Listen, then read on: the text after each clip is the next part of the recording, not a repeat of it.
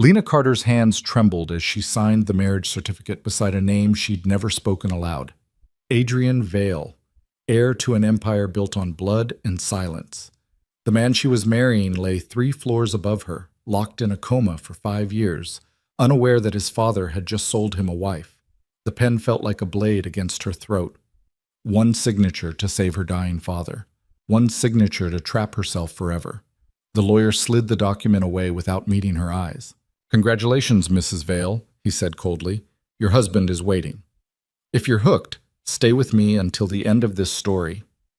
Hit that like button and drop a comment telling me what city you're watching from. I want to see how far this tale travels." The hospital corridor smelled like antiseptic and desperation. Lena Carter sat in a plastic chair outside the ICU, her scrubs wrinkled from a double shift, her mind numb from exhaustion and fear. Through the glass window, she could see her father's chest rising and falling with mechanical precision, kept alive by machines that beeped in steady rhythm. Each beep a reminder of time running out. The doctor had been blunt 3 days ago. Without the transplant, he has weeks, maybe less. "The waiting list is long, Miss Carter, and without insurance," she'd stopped listening after that. The number he'd quoted might as well have been $1 billion. She was a nurse who worked 60-hour weeks just to keep the lights on in their tiny apartment. She had exactly $243 in her savings account and a mountain of medical school debt she'd abandoned when her father first got sick. There was no miracle coming. There was no wealthy aunt, no winning lottery ticket, no salvation. "Miss Carter?" Lena looked up to find a man in an expensive charcoal suit standing before her. He was older, maybe 60, with silver hair combed precisely and eyes that looked like they'd never softened for anything in his life. 2 men flanked him, bodyguards, she realized with a chill. "My name is Malcolm Gray," he said, his voice smooth and controlled. "I represent the Vale family. May I have a moment of your time?" She blinked, confused. "I think you have the wrong person." "I don't." He gestured to an empty chair beside her. "May I sit?" Every instinct told her to say no, to walk away, to pretend this conversation wasn't happening. But desperation had a way of drowning instinct. "What do you want?" she asked quietly. Malcolm sat, adjusting his cufflinks with practiced precision. "I want to offer you a solution to your problems. All of them." "I don't understand." "Your father needs a heart transplant. The surgery alone will cost $300,000. Post-operative care, medications, rehabilitation. We're looking at $500,000 conservatively." He paused, watching her face. "I'm prepared to cover every penny, immediately." Lena's breath caught. "Why?" "Because I need something from you." There it was, the trap hiding behind the miracle. "What?" Her voice barely rose above a whisper. Malcolm reached into his jacket and withdrew a leather portfolio. He opened it carefully, revealing a photograph of a man in his early 30s. Even in a still image, he was striking. Dark hair, sharp features, eyes that seemed to look through the camera rather than at it. "My employer's son," Malcolm said. "Adrian Vale. 5 years ago, he was attacked, shot 3 times at close range during what should have been a routine business meeting. He survived, but he never woke up." Lena stared at the photograph, her nurse's brain automatically cataloging possibilities. Traumatic brain injury, persistent vegetative state, locked-in syndrome. "I'm sorry," she said carefully, "but I don't see what this has to do with me." "Adrian requires round-the-clock medical care. His father, Victor Vale, has spared no expense keeping him alive. The finest doctors, the best facility, everything modern medicine can provide." Malcolm's expression remained neutral. "But there's a complication. Adrian's 25th birthday was 3 years ago. According to the terms of his grandfather's will, if Adrian remained unmarried by that age, his inheritance, including his voting shares in the family business, would pass to other members of the Vale family upon his death." Understanding crept in like ice water. "You can't be serious." "Adrian's cousins have been remarkably patient," Malcolm continued as if she hadn't spoken. "But patience has limits. There have been 3 attempts to discontinue his care in the past 18 months. His father has blocked each one, but the pressure is mounting. If Adrian were married, however, those shares would pass to his wife. The cousins would have no legal standing to make medical decisions. You want me to marry a man in a coma? Lena said it flatly, still not quite believing the words coming out of her own mouth. I want you to save 2 lives, Malcolm corrected. Your father's and Adrian's. This is insane. This is business. He withdrew another document from the portfolio. The marriage would be completely legal. You would live in the Vale mansion, acting as Adrian's primary caregiver. You'd have access to resources beyond anything you've ever imagined. In return, you'd protect Adrian's interests and maintain the appearance of a legitimate marriage. For how long? Until Adrian wakes up or passes away naturally. Malcolm's tone suggested he believed the latter far more likely than the former. Lena's hands clenched in her lap. And if I say no, then I walk away. You continue your father's care as best you can with your current resources. He checked his watch. I believe the hospital's billing department estimated you have until Friday before they transfer him to county care. Thursday. It was Thursday evening. She had less than 24 hours. Why me? She asked, her voice raw. There must be hundreds of women who jump at this. You're a registered nurse with excellent credentials. You're single, with no romantic entanglements that could complicate matters. You're in severe financial distress, which makes you motivated but also means you have something to lose if you breach the contract. Malcolm's gaze sharpened.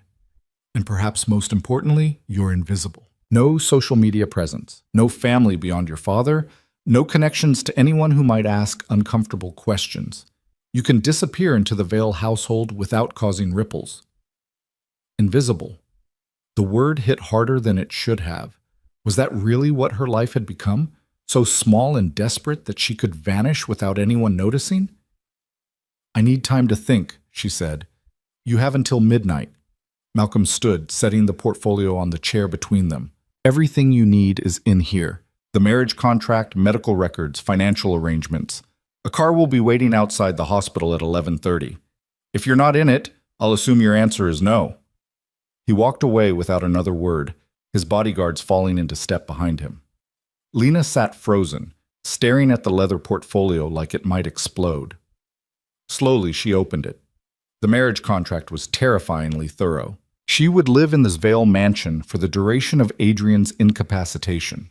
She would serve as his primary nurse, maintaining his care routine and protecting him from any threats, external or internal. She would present herself as his devoted wife to anyone outside the immediate family. She would speak to no one about the true nature of their arrangement. In return, her father would receive immediate medical care, all expenses covered. She would receive a salary of $15,000 per month, with a lump sum of $2 million if the marriage lasted more than 1 year. If Adrian died, she would inherit a trust fund that would guarantee her financial security for life. If she violated the contract's terms, she would forfeit everything, including her father's medical care. Lena read it 3 times, looking for loopholes, for escape clauses, for any hint that this wasn't exactly what it appeared to be.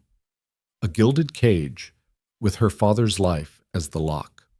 At 11:15, she walked back into her father's ICU room.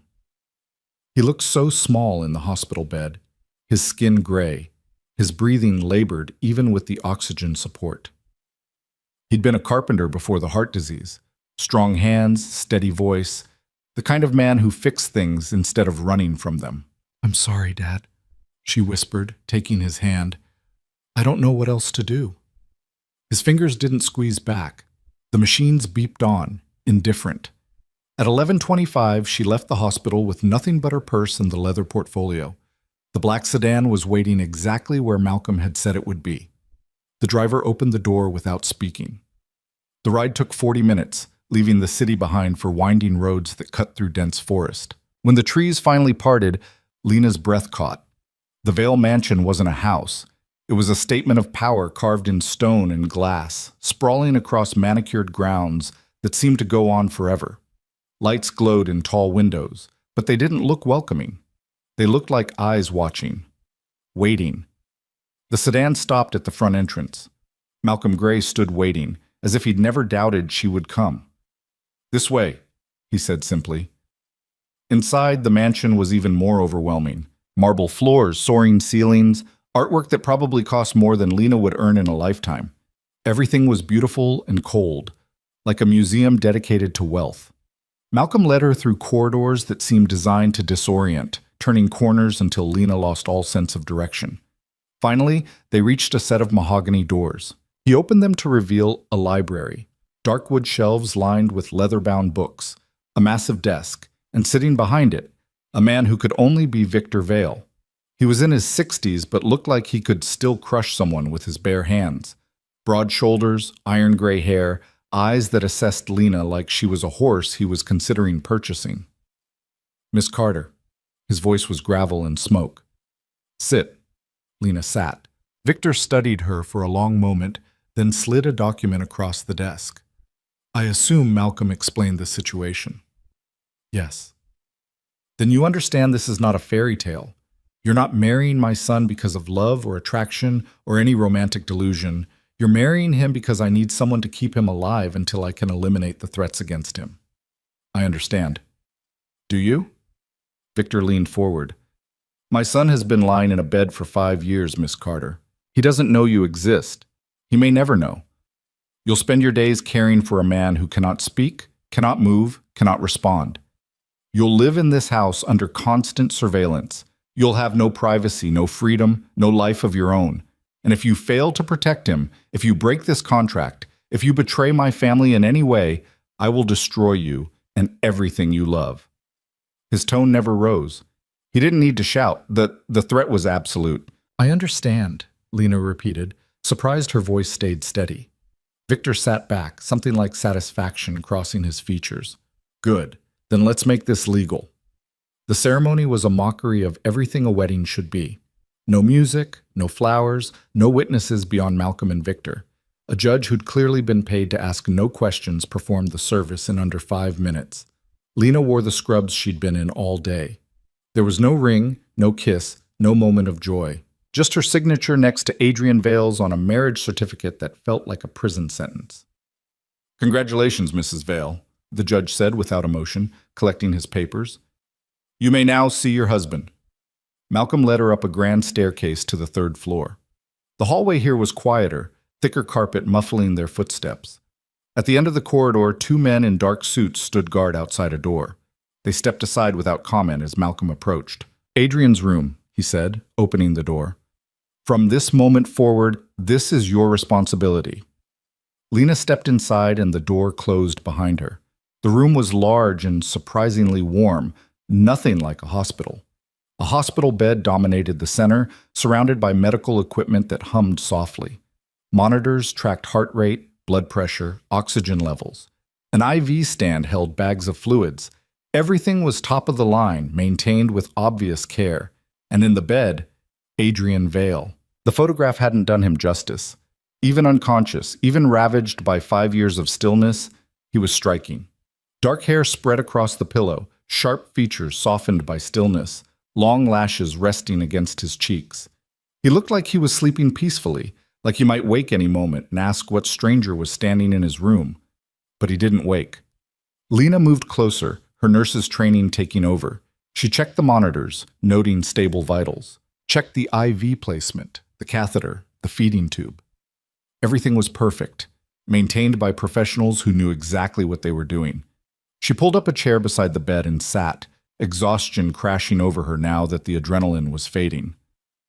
"Hi," she said softly to the unconscious man who was now legally her husband. "I'm Lena. I'm sorry we had to meet like this." Adrian didn't respond. The monitors beeped steadily. "I signed my life away tonight to save my father," she continued, talking more to fill the silence than because she expected an answer. "Your father paid for a heart transplant in exchange for me marrying you. I know how insane that sounds. Trust me, I know." She reached out, hesitating, then gently took Adrian's hand. His skin was warm, his fingers long and elegant. There were scars on his knuckles, faded but still visible. "I'll take care of you," she promised quietly. "I don't know what else I can do, but I can do that." The door opened and a woman in her 50s entered, wearing a housekeeper's uniform. She carried fresh linens and regarded Lena with obvious curiosity. "I'm Mrs. Chen," she said, her accent crisp and British. "I maintain the household. You'll take your meals in your room. It's next door. Breakfast at 7, lunch at noon, dinner at 6. Don't be late. Thank you, Lena said. Mrs. Chen's expression softened slightly. He's a good man, mister. Adrian, whatever brought you here, remember that. She left before Lena could respond. Alone again with her unconscious husband, Lena felt the weight of what she'd done finally settle on her shoulders. She'd sold herself to save her father. She'd married a stranger she might never truly meet. She'd walked into a world of power and danger where money bought silence and mercy was never free. And there was no escape. The monitors beeped on through the night as Lena sat vigil beside Adrian Vale, her husband in name only, wondering what kind of man lay trapped behind those closed eyes, and whether she would survive long enough to find out. Morning came too quickly. Lena woke slumped in the chair beside Adrian's bed, her neck stiff and her mouth dry. Sunlight streamed through tall windows she hadn't noticed the night before, revealing that Adrian's room overlooked gardens so perfectly manicured they looked artificial. Good morning, Mrs. Vale. Lena jerked upright to find Malcolm standing in the doorway, immaculate as always, despite the early hour. You'll want to shower and change, he said. Your belongings have been moved to your quarters. Mrs. Chen will bring breakfast at 7. Your first briefing with Mr. Vale is at 8. Briefing? On Adrian's care routine, security protocols, and household rules. Malcolm's expression remained neutral. This is a working arrangement, Mrs. Vale. You'll be expected to perform your duties competently. He left without waiting for acknowledgement. Lena's room adjoined Adrian's through a connecting door. It was beautiful in an impersonal way. Expensive furniture, neutral colors, everything arranged with hotel-like precision. Her few possessions looked pathetic scattered on the massive bed. Someone had unpacked her duffel bag, hanging her 3 pairs of scrubs in a closet built for hundreds of garments. The bathroom was larger than her old apartment's bedroom, all marble and gold fixtures. Lena showered quickly, hyper-aware that she was being watched. Cameras, probably, or staff who reported everything. In this house, privacy was an illusion. She dressed in clean scrubs and returned to Adrian's room. In daylight, she could see details she'd missed. Bookshelves lined one wall, filled with volumes on history, philosophy, economics. A chess set sat on a side table, frozen mid-game. Personal touches that suggested Adrian had been a real person once, not just a body in a bed. You're punctual. Good. Victor Vale stood in the doorway, filling the space with his presence. He entered without invitation, moving to his son's bedside with the confidence of someone who owned everything he touched. His routine is non-negotiable, Victor said, checking the monitors with practiced ease. Morning care at 6, bathing, grooming, range of motion exercises. Medication at 7 and 7 p.m. Position changes every 2 hours to prevent pressure sores. You'll document everything in his medical log. Any deviations, any changes in his condition, you report immediately to Dr. Reeves. Who's Dr. Reeves? Adrian's neurologist. He visits weekly. Victor's gaze shifted to Lena, assessing. You're a competent nurse, I'm told. Prove it. It wasn't a request. Lena spent the next hour demonstrating her skills while Victor watched with critical attention. She performed morning care with gentle efficiency, talking to Adrian as she worked. I'm going to move your left arm now. Tell me if anything hurts. Ridiculous, speaking to someone who couldn't hear, but it felt wrong to treat him like an object. Victor's expression remained unreadable throughout. Adequate, he finally said. But understand this, Mrs. Vale. My son has survived 5 years because of vigilance. The moment you become complacent is the moment you fail, and failure is not acceptable. I understand. Do you? Victor moved closer, his voice dropping. Adrian has enemies. In this house, in this family. People who smile at you during dinner and plot his death before dessert. Your job is to keep him alive until I identify and eliminate every threat. That means trusting no one. Not the staff, not the cousins, not even me. Lena's blood ran cold. You're saying someone in your own family wants him dead? I'm saying this family is built on power, and power attracts predators. Victor straightened his cuffs. Adrian was supposed to inherit everything. Instead, he's been lying here for 5 years while his cousins position themselves to take what should be his. The only thing stopping them is that marriage certificate you signed. You're not his wife, Mrs. Vale. You're his shield. Act like it. He left without another word. Lena sank into the chair, her mind reeling. She'd known this was dangerous. She hadn't understood it was a war zone. The days blurred into routine. Wake at 5:30. Morning care for Adrian. Breakfast alone in her room. Medication administration. Physical therapy exercises to maintain muscle tone in his motionless limbs. Lunch. More care. Documentation. Dinner. Evening medication. Overnight monitoring. She saw no one except Mrs. Chen, who brought meals with silent efficiency, and occasional visits from Dr. Reeves, who examined Adrian with clinical detachment and asked Lena questions that felt like tests. How many times did you reposition him last night? 4 times. 2 a.m., 4 a.m., and 6 a.m., plus the morning routine. Any changes in muscle tone? No, doctor. Any fluctuation in his vitals? His heart rate elevated to 85 around 3 a.m., but it normalized within 20 minutes. I noted it in his log. Dr. Reeves would nod, scribble notes, and leave without praise or criticism. The isolation was suffocating. Lena had no phone, confiscated the first day for security reasons. No internet access except a monitored tablet for Adrian's medical records. No contact with the outside world except brief, supervised calls to check on her father. The surgery was successful, the hospital's social worker reported a week after Lena had signed the contract. Your father is in recovery. All expenses have been covered by an anonymous donor.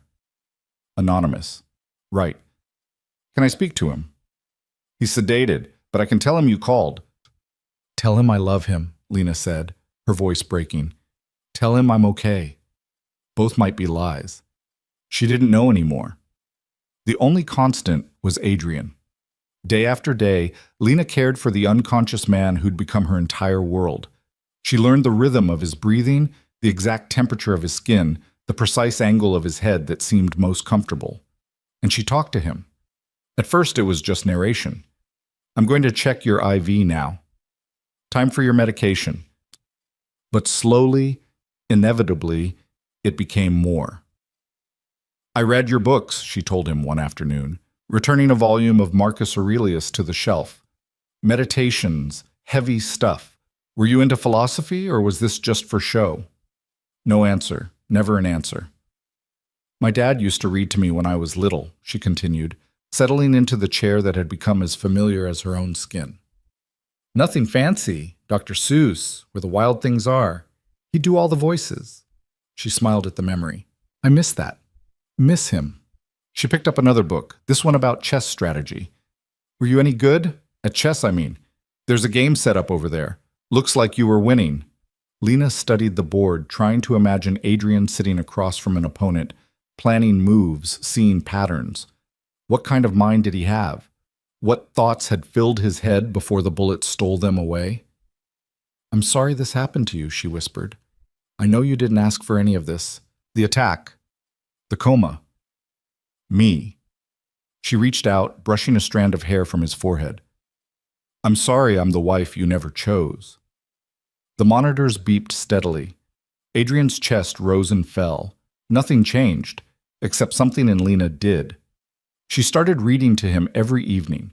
History books, philosophy, news articles from the medical tablet, anything to fill the silence with something other than machine sounds and her own loneliness. She played music, classical mostly because it seemed to fit the room. Sometimes jazz. Once, experimentally, rock music. His heart rate had jumped slightly during that. Coincidence, probably. But she'd noted it in his log anyway. She told him about her life, growing up poor, putting herself through nursing school, the moment she'd had to choose between her career and her father's care. I wanted to be a doctor, she admitted one night, exhausted from a 16-hour day. Sounds stupid now, but I had a plan. Med school, specialization in cardiology. I was going to save people like my dad. She laughed bitterly. Instead, I'm here, married to a stranger, playing nurse to a man who'll probably never know my name. But even as she said it, she didn't quite believe it anymore. Because there were moments, brief, impossible moments, when she could swear Adrian heard her. The subtle change in his breathing when she started reading. The way his fingers seemed to relax when she held his hand. The fact that his heart rate stabilized whenever she spoke. I'm losing my mind, she told Mrs. Chen one morning. I keep thinking he's responding. Mrs. Chen set down a breakfast tray with quiet precision. Mr. Adrian was always aware, even when others didn't see it. Perhaps he still is. That's not medically possible. Many things in this house aren't medically possible, Mrs. Vale. The housekeeper's expression was unreadable. But they happen anyway. She left before Lena could ask what she meant. 3 weeks into her new life, Lena met the cousins. She was reading to Adrian, a book on Renaissance art, when voices echoed from the hallway. Young voices, expensive and sharp. The door opened without warning. 2 women entered, both in their 20s, both dressed in designer clothes that probably cost more than Lena's car. One was blonde and willowy, the other dark-haired and curvy. Both looked at Lena like she was a stain on expensive upholstery. "So you're the nurse Victor bought," the blonde said, her smile razor-sharp. "I'm Veronica Vale. This is my sister, Isabel. We're Adrian's cousins." "Nice to meet you," Lena said, carefully, standing. "Is it?" Isabel circled Adrian's bed like a shark. "We heard Uncle Victor was getting desperate. Didn't realize he'd gone this far." "I don't understand." "The marriage." Veronica's laugh was crystalline and cruel. "Did you actually think this would work? That you could just show up, sign some papers, and become one of us?" "I'm not trying to become anything," Lena said quietly. "I'm just taking care of Adrian." "Adrian's dead," Isabel said bluntly. "He's been dead for 5 years. He's just too stubborn to stop breathing." Lena's hands clenched. "He's not dead. He's recovering." "From 3 bullets to the chest? From 5 years in a coma?" Veronica shook her head. "You're delusional, or lying. Either way, you're wasting everyone's time." "I think you should leave," Lena said, her voice steady despite the fear crawling up her spine. "We'll leave when we're ready." Isabel moved closer to Adrian, reaching out as if to touch him. Lena stepped between them. "Don't." The cousins stared at her, surprised. Then Veronica laughed, genuinely this time. "Well, maybe Victor chose better than I thought." She headed for the door, Isabel following. "Enjoy playing house, nurse. It won't last." They left in a cloud of expensive perfume and veiled threats. Lena's hands were shaking. She returned to Adrian's side, taking his hand. "Your family is terrifying," she told him. "Just so you know." That night she woke to the sound of footsteps outside Adrian's door. Not Mrs. Chen's efficient stride. Something quieter, stealthier. Lena slipped out of bed, moving to the connecting door. Through the crack she could see a shadow in Adrian's room. Someone standing over his bed. Her heart hammered. She grabbed the only weapon available, a heavy medical textbook, and eased the door open. The figure spun. In the dim light from the monitors, Lena recognized one of the guards, who sometimes stood in the hallway. "What are you doing?" she demanded. "Checking on Mr. Vale," he said smoothly. Too smoothly. "No one checks on him without my permission." Lena moved between the guard and Adrian, clutching the textbook like a shield. "Get out!" "Mrs. Vale, I don't think—" "Out, now, or I call Victor." For a moment, the guard's expression hardened. Then he smiled, empty and cold. "Of course. My apologies." He left without argument. But Lena didn't sleep the rest of the night. She told Victor about it the next morning during his routine visit. He listened without comment, then made a phone call. The guard was gone by noon. "You did well," Victor said later, his tone as close to approval as she'd ever heard. "But don't expect gratitude. In this house, vigilance is expected. Failure is punished. There's no middle ground." "I understand." "Do you?" He studied her. "You've been here a month, Mrs. Vale. You're starting to care about my son. I can see it. Be careful. Caring makes you vulnerable. And vulnerability kills." But it was too late for that warning. Because somewhere between the endless days of caring for Adrian, the nights of reading to him, the moments of imagined connection, Lena had stopped seeing him as an obligation. She'd started seeing him as a person. A man trapped in silence, surrounded by enemies, protected only by a woman who'd sold her freedom for her father's life. "I won't let anything happen to you," she promised Adrian that night, holding his hand in the darkness. "I don't know who you are. I don't know if you can hear me, but I won't let them hurt you." Adrian's hand was warm in hers, his breathing steady. his heart beating on, oblivious to danger or devotion or the strange woman who'd become his only shield against the darkness closing in. And in that moment, Lena understood the truth that Victor had tried to warn her about. She was no longer just playing a role. She was falling in love with a ghost. The realization should have terrified her. Instead, it settled over Lena like inevitability, like something that had been building since the moment she'd first taken Adrian's hand and promised to protect him. She was falling in love with a man who couldn't love her back. The days continued their relentless rhythm, but now every moment felt different. When Lena bathed Adrian, carefully washing his shoulders and arms, she noticed the strength still hidden in his muscles despite 5 years of stillness. When she combed his hair, she found herself wondering what color his eyes were, information absent from his medical charts, irrelevant to his care but suddenly desperately important to her. "You're being ridiculous," she told herself one morning, standing in her bathroom and staring at her reflection, dark circles under her eyes from too many sleepless nights, hair pulled back in a perpetual ponytail, scrubs that hung looser now. She'd lost weight without noticing. "He's your patient, your responsibility, nothing more." But when she returned to Adrian's room and saw him lying there, peaceful and unreachable, her heart betrayed every rational thought. "Good morning," she said softly, checking his monitors. "All stable, always stable. I brought you something new today." She'd found a collection of poetry on his shelves: Neruda, Frost, Yeats. The pages were worn, margins filled with penciled notes and handwriting she'd come to recognize as Adrian's.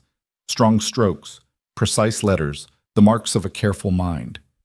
"Listen to this," she said, settling into her chair and opening to a dog-eared page. "I have spread my dreams under your feet. Tread softly, because you tread on my dreams." She paused, tracing the penciled note Adrian had written beside it. "Truth in vulnerability. You like this one. I can tell." His chest rose and fell. The feeding pump hummed. Nothing else. "I wonder what your dreams were," Lena continued, closing the book but keeping it in her lap. "Before all this? Did you want to run your father's empire? Or did you want something different, something softer?" She reached out, taking his hand in both of hers. His fingers were long and elegant, the nails she trimmed every week perfectly maintained.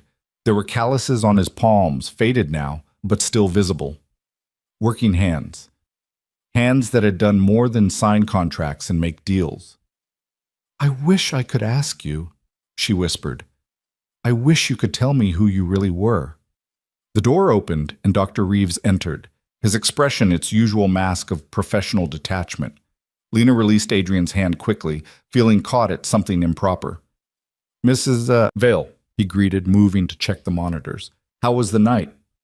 Uneventful, his vitals remained stable, no fluctuations.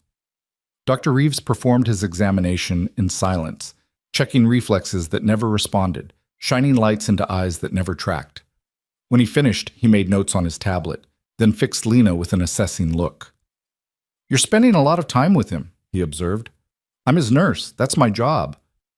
"Your job is to maintain his physical condition, not to read poetry to him or talk for hours about philosophy and art." Dr. Reeves' tone wasn't unkind, but it was pointed. "I've reviewed your documentation. Very thorough. Perhaps too thorough. You're noting emotional responses that aren't medically possible in his condition." Lena's spine stiffened. "I note what I observe." "You note what you want to see." He closed his tablet. "I understand this situation is unusual, lonely even, but Adrian Vale is in a persistent vegetative state. He has no awareness, no consciousness. The man you're talking to doesn't exist anymore." "Then why does his heart rate change when I read to him?" "Coincidence. Random fluctuation. The body's autonomic responses don't indicate consciousness." Dr. Reeves moved toward the door, then paused. "Be careful, Mrs. Vale. In cases like this, caregivers sometimes develop attachments. They project personality onto the patient, create imaginary responses. It's a coping mechanism, but it's not healthy for either of you." He left before Lena could respond. She sat in silence for a long moment, anger and doubt warring inside her. Was she imagining things? Creating a fantasy to make her isolation bearable? She looked at Adrian, so still, so silent. Tell me I'm not crazy, she said quietly. Give me something. Anything. Nothing. Just the steady beep of monitors and the whisper of the ventilator she'd weaned him off of 2 weeks ago. His breathing was completely independent now, a victory Dr. Reeves had noted clinically, without acknowledging how many hours Lena had spent encouraging it. The rest of the day passed in frustrated silence. Lena performed her duties mechanically, speaking only when necessary for documentation. But that evening, she couldn't maintain the distance. I don't care if you can't hear me, she told Adrian as she prepared his evening medication. I don't care if this is all in my head. I'm still going to talk to you because you deserve to be treated like a person, not a body. She administered his medication, then settled in to read. But instead of poetry, she found herself talking about her day, about Mrs. Chen's concerned looks, about Dr. Reeves' warnings, about the crushing loneliness of living in a mansion full of people while being completely isolated. Your father came by this morning, she said, asked if there had been any more incidents. I told him no. He seemed disappointed. I think he was hoping someone would try something so he could eliminate more threats. She paused. Does he love you? Or is this all just about power and inheritance? The question had been haunting her. Victor visited every day, checked Adrian's condition with meticulous care, ensured every detail of his son's care was perfect. But there was no warmth in it, no grief, just cold determination. Maybe that's how people like him love, Lena mused, through action instead of words, through protection instead of tenderness. She thought about her own father, recovering now from surgery she could never have afforded.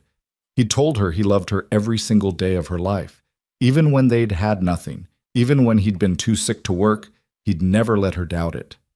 I need to call him soon, she said. They're limiting my calls to once a week now. Security protocols, they say. I think they're just making sure I don't tell anyone what's really happening here. Her phone privileges had been reduced after she'd asked too many questions about her father's post-surgical care. Malcolm had been polite but firm.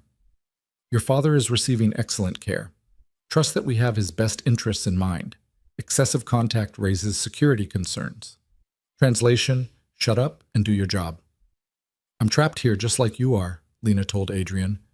Different kind of trap, maybe, but still a cage. She took his hand again, no longer caring if it was professional. At least we're trapped together. That night, she dreamed of Adrian waking, of his eyes opening, focusing on her face, of him speaking her name. But when she woke at 3 a.m. to perform his repositioning, reality crashed back. He was exactly as he'd been, as he would always be. The weeks blurred together. Lena fell into deeper routine, her world shrinking to the dimensions of Adrian's room. She learned every inch of his body through caregiving. The scar on his left shoulder from childhood, the surgical scars from where they'd removed the bullets, the exact curve of his spine. She knew his smell, his warmth, the rhythm of his breathing better than she knew her own. And she continued to look for signs of awareness. The way his breathing deepened when she read certain passages. The slight relaxation in his jaw when she played Mozart. The faint increase in his heart rate when she held his hand. I know you're in there, she whispered during late-night vigils. I don't care what the doctors say. I can feel you.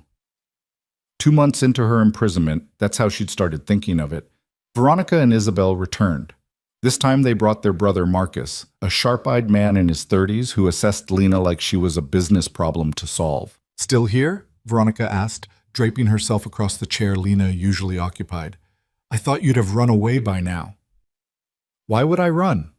Lena stood protectively near Adrian's bed. Because this is insane, Isabel said flatly. You're wasting your life playing nurse to a vegetable. Don't call him that, Marcus laughed, the sound devoid of humor. Protective, isn't she? Victor chose well. A desperate nurse with nowhere else to go. The perfect guard dog. What do you want? Lena's voice stayed level through sheer force of will. We want to talk sense into our uncle, Marcus said, moving closer to Adrian's bed. Lena shifted to block him. He noticed, eyebrows rising. Easy. I'm not going to hurt him. I'm just curious what kind of care he's receiving that costs $500,000 a year. Excellent care. Is it? Veronica stood, circling around to Adrian's other side. Because from where I'm standing, he looks exactly the same as he did 5 years ago. No improvement, no deterioration, just existing. Recovery from traumatic brain injury takes time, Lena said. Recovery? Isabel's laugh was sharp. You actually think he's going to wake up? Yes. The cousins exchanged glances. Then Marcus smiled, and it was the coldest thing Lena had ever seen. You poor deluded fool, he said softly. You've actually convinced yourself this means something, that you matter, that he'll wake up and fall in love with his devoted nurse, and you'll live happily ever after. I don't think that, Lena said, but her face burned. Don't you? Veronica moved closer, her voice dropping to something almost kind. Listen, I don't know what Victor promised you, but this doesn't end well. Adrian is never waking up, and when Uncle Victor finally accepts that, when he pulls the plug, do you know what happens to you? The contract. The contract pays you off and throws you away, Marcus interrupted. You think you're family now? You're an employee, and employees are expendable. Get out, Lena said quietly. We're just trying to help you see reality, Isabel said. Out, now, or I call security. Veronica straightened, smoothing her designer dress. Security works for Victor, darling, not for you. But fine, we'll go. Just remember what we said when this all falls apart. They left in a cloud of expensive perfume and casual cruelty. Lena's hands were shaking. She locked the door behind them, something she'd started doing after the incident with the guard, and returned to Adrian's side. They're wrong, she told him fiercely. You're not a vegetable. You're not gone. I know you're still in there. But doubt crept in like poison. What if they were right? What if she was delusional, projecting consciousness onto autonomic responses, falling in love with a fantasy? Prove them wrong, she whispered, taking both his hands. Please, give me something real. His hands were warm in hers. His chest rose and fell. The monitors beeped their endless rhythm. Nothing changed. Lena broke. She didn't mean to cry. She'd held everything in for so long, the fear, the loneliness, the desperate hope. But suddenly it was too much. Tears spilled down her cheeks as she clung to Adrian's unresponsive hands. I can't do this, she sobbed. I can't keep talking to someone who'll never answer. I can't keep falling in love with a ghost. It's killing me. She laid her head on the bed beside him, shoulders shaking with the force of her crying. All the professional distance she'd tried to maintain shattered. All the walls she'd built crumbled. I wish I'd met you before, she whispered into the sheets. I wish I'd known you when you were whole. I wish... Adrian's finger moved. Lena froze, certain she'd imagined it. But no. There it was again, the slightest twitch of his index finger against her palm. She lifted her head slowly, afraid to breathe, afraid the movement would stop if she acknowledged it. Adrian's face remained peaceful, unchanged, but his finger moved again, unmistakable now. Adrian? Her voice cracked. Can you hear me? Nothing. Just that small, impossible movement. Lena grabbed her tablet with shaking hands, pulling up his medical records. She documented the time, the observation, her own emotional state. Then she sat perfectly still, holding his hand, waiting. 5 minutes later, it happened again. A definite finger twitch, slightly stronger than before 4. Oh my God, she breathed. You're in there. You're actually in there.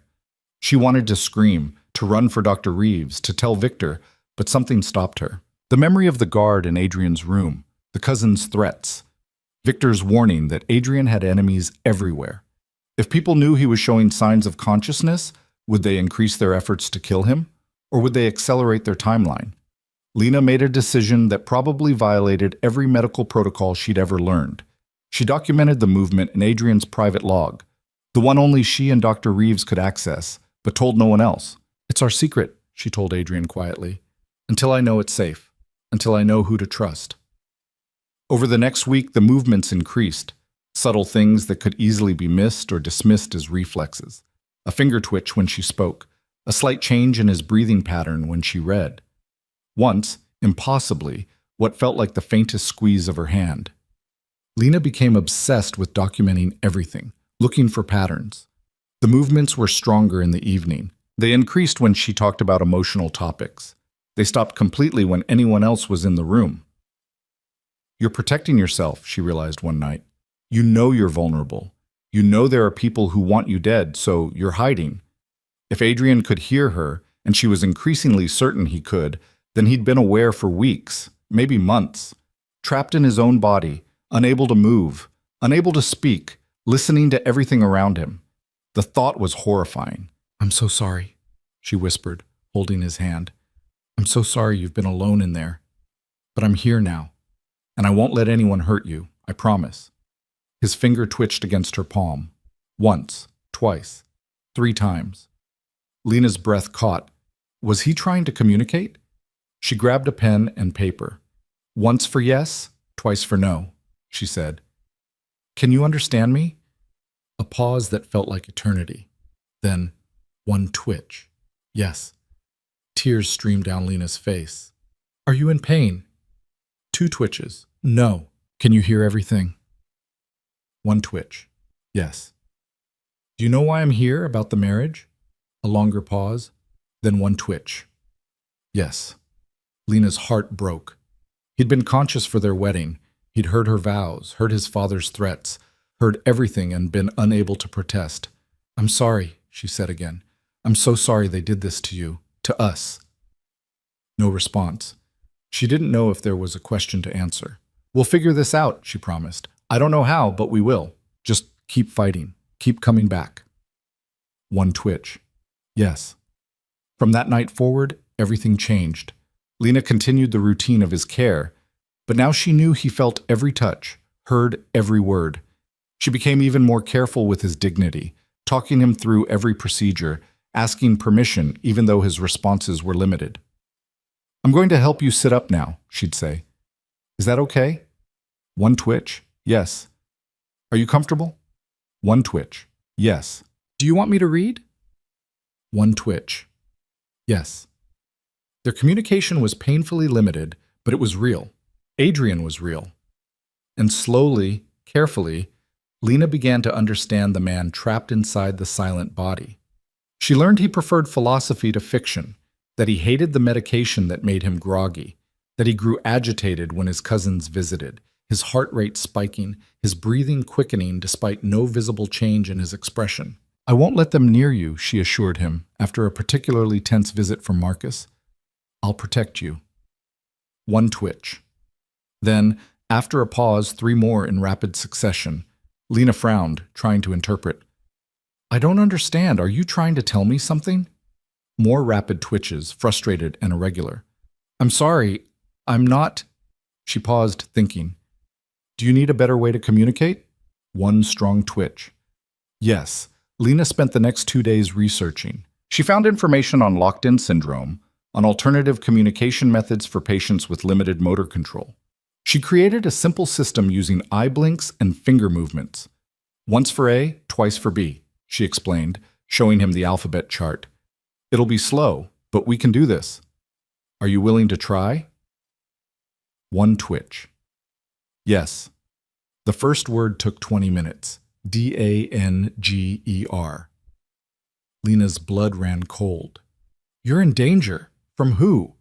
But Adrian had exhausted himself. His finger lay still, no energy left for more communication. "Rest," Lena said, fear and determination warring inside her. "We'll talk more tomorrow. Just rest." That night, she barely slept. She kept vigil beside Adrian's bed, jumping at every sound in the hallway, watching the door like enemies might burst through at any moment. When Victor made his morning visit, Lena studied him with new eyes. This man had forced his son into a marriage without consent. He'd turned Adrian into a pawn in a power game. Could she trust him with the knowledge that Adrian was waking up? "Everything normal?" Victor asked, checking the monitors. "Yes," Lena lied. "Everything's fine." Victor's gaze sharpened. "You're certain?" "I'm certain." He stared at her for a long moment, and Lena forced herself to hold his gaze. Finally, Victor nodded. "Good. Keep it that way." When he left, Lena released a breath she hadn't known she was holding. Adrian's finger twitched against her palm. A warning or a thank you, she wasn't sure. Over the following days, Adrian slowly spelled out messages. Each word was exhausting for him, leaving him drained for hours. But the picture that emerged was terrifying. FAMILY. Traitor. Someone in your family betrayed you? Lena asked. Someone set up the attack? One twitch. Yes. Do you know who? Two twitches. No. But you have suspicions? One twitch. Yes. Is it your cousins? A pause. Then, Maybe. Your father? A longer pause. Then, Dontknow. Lena's hands trembled as she processed this. Adrian had been shot by someone he trusted, someone in his own family, and he'd spent 5 years unable to speak, unable to warn anyone, unable to protect himself. I won't tell anyone you're waking up, she promised. Not until we know it's safe. Not until you're strong enough to protect yourself. Thankyu. The words took 10 minutes to spell. When they were finished, Adrian's finger went completely still, his energy spent. Sleep, Lena whispered, smoothing his hair back. I'll keep you safe. As weeks passed, Adrian's responses grew stronger. The finger twitches became more controlled. His eyelids began to flutter occasionally, though never when anyone but Lena was watching. He was fighting his way back to consciousness, inch by painful inch, and Lena fell deeper in love with every small victory. She loved his determination, pushing himself to communicate even when exhausted.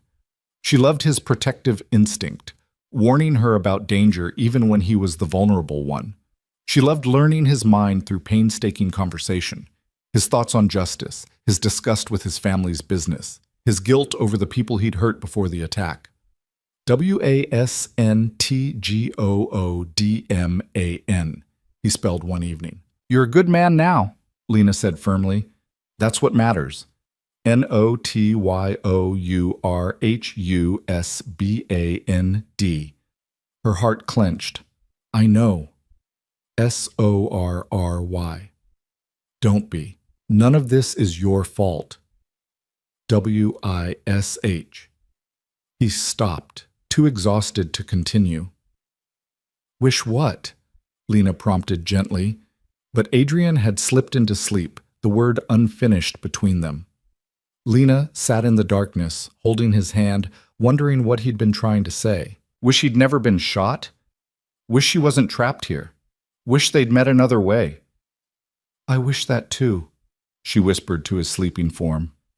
Whatever it is, I wish it too. 3 months into her strange marriage, Lena realized she'd stopped thinking about escape, stopped counting the days until the contract expired, stopped imagining a life outside these walls. Adrian had become her world, not the mansion, not the money, not even her freedom. Just this man who was fighting his way back to life one finger, twitch at a time. And when he finally opened his eyes and looked at her, really looked at her, would he see the woman who'd cared for him? Or would he see the stranger his father had forced him to marry? Lena didn't know, but she knew with absolute certainty that she would stay by his side until he was strong enough to make that choice himself, even if it destroyed her, even if he chose to walk away. Because that was what love meant. Not possession, not obligation, just the fierce determination to see someone whole, no matter the cost to yourself. The night Adrian's eyes opened, Lena was reading poetry again. Neruda, the worn collection she'd found on his shelf with his careful annotations filling the margins. She'd just finished a passage about love being so short and forgetting so long when she felt his hand move in hers. Not the subtle finger twitches she'd grown accustomed to, but a full, deliberate squeeze, her breath caught. Adrian? His eyelids fluttered, once, twice, then slowly, impossibly, they opened. For 5 years, Lena had wondered what color his eyes were. Now she knew. Gray, storm gray, like smoke over water, and focused directly on her face with an intensity that made her heart stop. Oh my God, she whispered, frozen between terror and joy. You're awake, you're actually... Adrian's hand tightened around hers. His lips moved, trying to form words, but no sound came out. His throat, unused for so long, couldn't produce more than a rough exhale. Don't try to talk, Lena said, her training kicking in even as her emotions threatened to overwhelm her. Your vocal cords need time. Just breathe. You're safe. You're going to be okay. But Adrian's eyes held hers with desperate urgency. His free hand moved slowly, painfully toward her face. His fingers brushed her cheek, and Lena realized she was crying. "I know," she said, understanding without words what he was trying to communicate. "I know you're confused. I know this is terrifying, but I'm here. I'm not going anywhere." His eyes searched hers for a long moment. Then, with visible effort, he mouthed a single word. "Who?" "My name is Lena," she said softly. "Lena Carter. I'm your—" She hesitated, the word wife catching in her throat like broken glass. "I'm your nurse. I've been taking care of you." Something flickered in Adrian's expression. Recognition, maybe, from all those weeks of one-sided conversation. His lips moved again, forming another word. "How long?" "5 years," Lena said gently. "You were shot. You've been in a coma for 5 years." The information hit him like a physical blow. His eyes widened, his breathing quickened, monitors beginning to alarm as his heart rate spiked. Lena squeezed his hand. "I need you to stay calm," she said, her voice steady and professional even as her own pulse raced. "I know it's a shock. I know you have questions, but right now your body is weak. You need to breathe slowly. Can you do that for me?" Adrian stared at her for another moment, then nodded fractionally. He closed his eyes, his chest rising and falling as he fought to control his breathing. Lena watched the monitors, relief flooding through her as his vitals gradually stabilized. "Good," she said. "That's good. Just keep breathing." When Adrian opened his eyes again, they held a different question. His gaze moved to their joined hands, then back to her face. The question was clear even without words.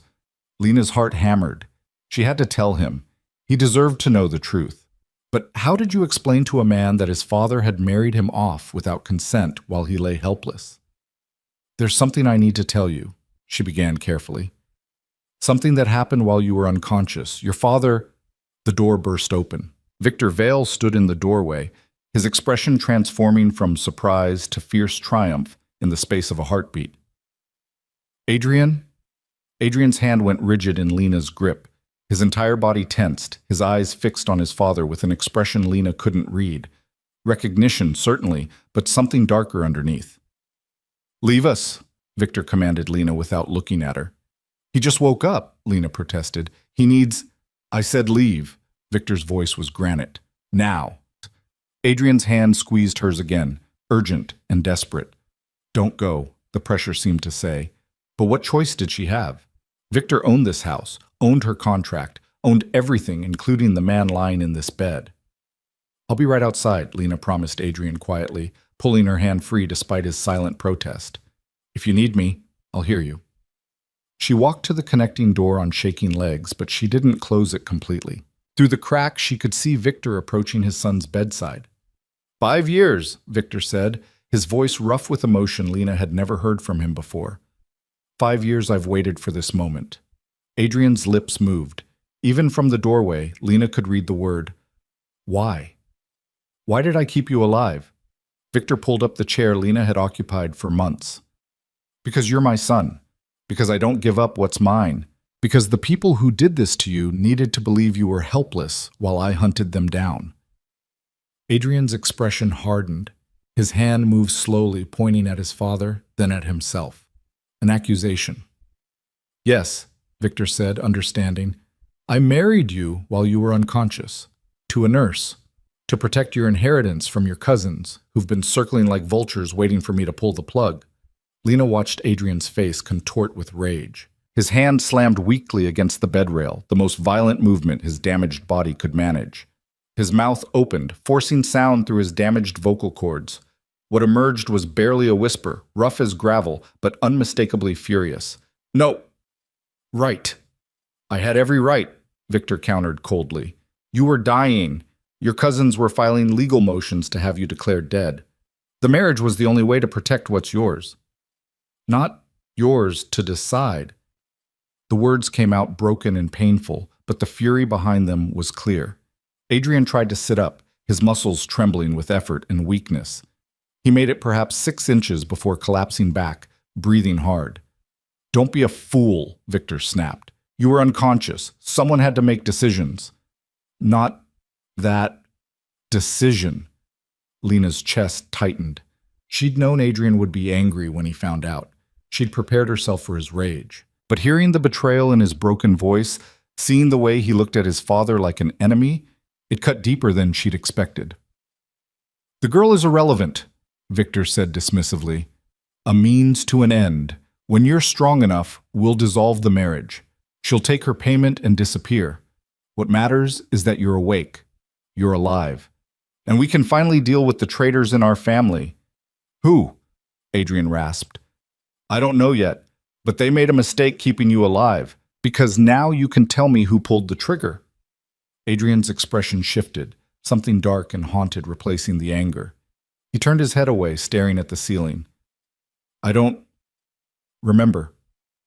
"You don't remember the attack? Remember the meeting? Then nothing. Woke up. Now..." Victor's jaw clenched. "Nothing? No faces? No voices?" "Nothing." For a long moment, Victor sat in silence. Then he stood abruptly. "We'll discuss this later. You need rest. I'll send Dr. Reeves to examine you." He strode toward the door, nearly colliding with Lena. His eyes narrowed when he saw her standing there. "How long were you listening?" "Long enough," Lena said, lifting her chin. "He needs medical attention. His vitals are unstable, his throat is damaged from intubation, and he's severely weak. Whatever interrogation you're planning can wait until he's stronger." Victor studied her for a moment. Then something like approval crossed his features. "Fine. You have 24 hours to stabilize him. Then I want answers." He left without another word. Lena returned to Adrian's room to find him still staring at the ceiling, his expression hollow. She approached slowly, giving him time to acknowledge her presence. "I'm going to examine you now," she said softly. "Is that okay?" Adrian's eyes shifted to her face. For a moment she thought he might refuse.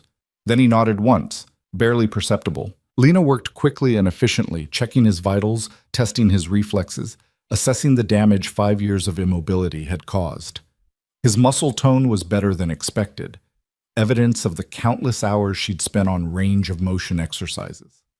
His cardiovascular system was stable, but his throat showed signs of damage, and his limbs trembled with weakness. "You're doing remarkably well, considering," she said, making notes on her tablet. "But you need to take things slowly. Your body has been through tremendous trauma." Adrian watched her work, his gray eyes tracking her every movement. When she finished, he caught her wrist, his grip weak but deliberate. "The marriage," he rasped. "True?" Lena's heart sank. "Yes. I'm sorry. I know you didn't consent. I know this is... Why, you? My father needed a heart transplant. Your father offered to pay for it in exchange for..." She couldn't finish the sentence. "For marrying a stranger." Adrian's voice was bitter and broken. "He bought you." "Yes." "And you agreed." It wasn't a question, but Lena answered anyway. "I didn't have a choice. My father was dying. I would have done anything to save him." Adrian's grip on her wrist loosened. He looked at her with something that might have been understanding or might have been disgust. Lena couldn't tell. "You were caring for me all this time?" "Yes." "The reading, the talking, that was you." You heard it?" Lena's breath caught. "All of it?" "Not at first, but later." "Yes." Shame flooded through her. All those nights she'd poured her heart out, thinking he couldn't hear. All those confessions, those moments of desperate loneliness. He'd been aware for how long? "How long have you been conscious?" she asked. "Weeks, maybe 2 months. Hard to track. Time, 2 months." He'd been aware for 2 months while she'd fallen in love with what she thought was a ghost.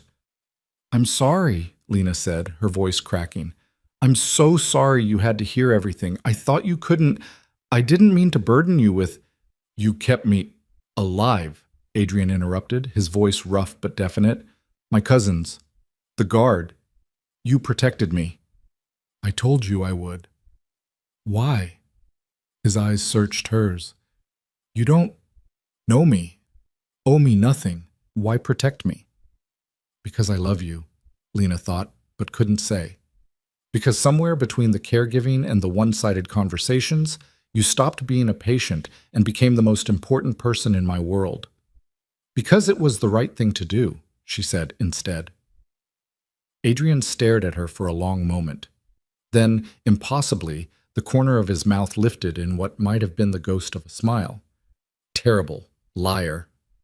Before Lena could respond, the door opened and Dr. Reeves entered, his usual composure shattered by obvious shock. "Mr. Vale, this is extraordinary." He rushed to the bedside, already pulling out his medical equipment. "I need to run a full neurological assessment. Mrs. Vale, please document everything." The next hour was a blur of examinations and tests. Dr. Reeves was thorough to the point of obsession, checking every reflex, every response, muttering medical terminology under his breath. Adrian endured it with visible exhaustion, his eyes growing heavier with each passing minute. "Remarkable," Dr. Reeves finally declared. "Truly remarkable. Full consciousness, no apparent cognitive deficits, motor control returning though severely weakened. Mr. Vale, you've made medical history." "Fantastic," Adrian rasped, his sarcasm evident even through his damaged voice. "When can I leave this bed?" "Not for some time, I'm afraid. We'll need extensive physical therapy, continued monitoring, gradual reintroduction to solid foods." "How long?" Dr. Reeves hesitated. "Months, minimum. Your body has atrophied significantly. Walking, talking normally, regaining full motor control, it's going to be a long road." Adrian's jaw clenched, but he nodded. "And my memory of the attack." Memory loss following traumatic brain injury is common. It may return with time, or it may not. There's no way to predict. Dr. Reeves made notes on his tablet. "For now, rest is your priority. Mrs. Vale will continue your care regimen. I'll return tomorrow to begin physical therapy protocols." He left with a final warning to keep Adrian calm and rested, as if calm was possible after waking up to discover you'd lost 5 years and gained an unwanted wife. Alone again, Lena prepared Adrian's evening medication. He watched her with wary attention, his body tense despite obvious exhaustion. "I'm not going to hurt you," she said quietly, approaching with the syringe. "This is just antibiotics and nutrients. The same medication I've been giving you for months." "How do I know what you've been giving me?" The suspicion in his voice stung, but Lena understood it. "You don't. You'll have to trust me." She held up the medication log. "But if you want, you can verify everything with Dr. Reeves. Every medication, every dosage, it's all documented." Adrian studied her face for a long moment. Then, slowly, he nodded. "Proceed." Lena administered the medication, her hand steady despite the emotional chaos inside her.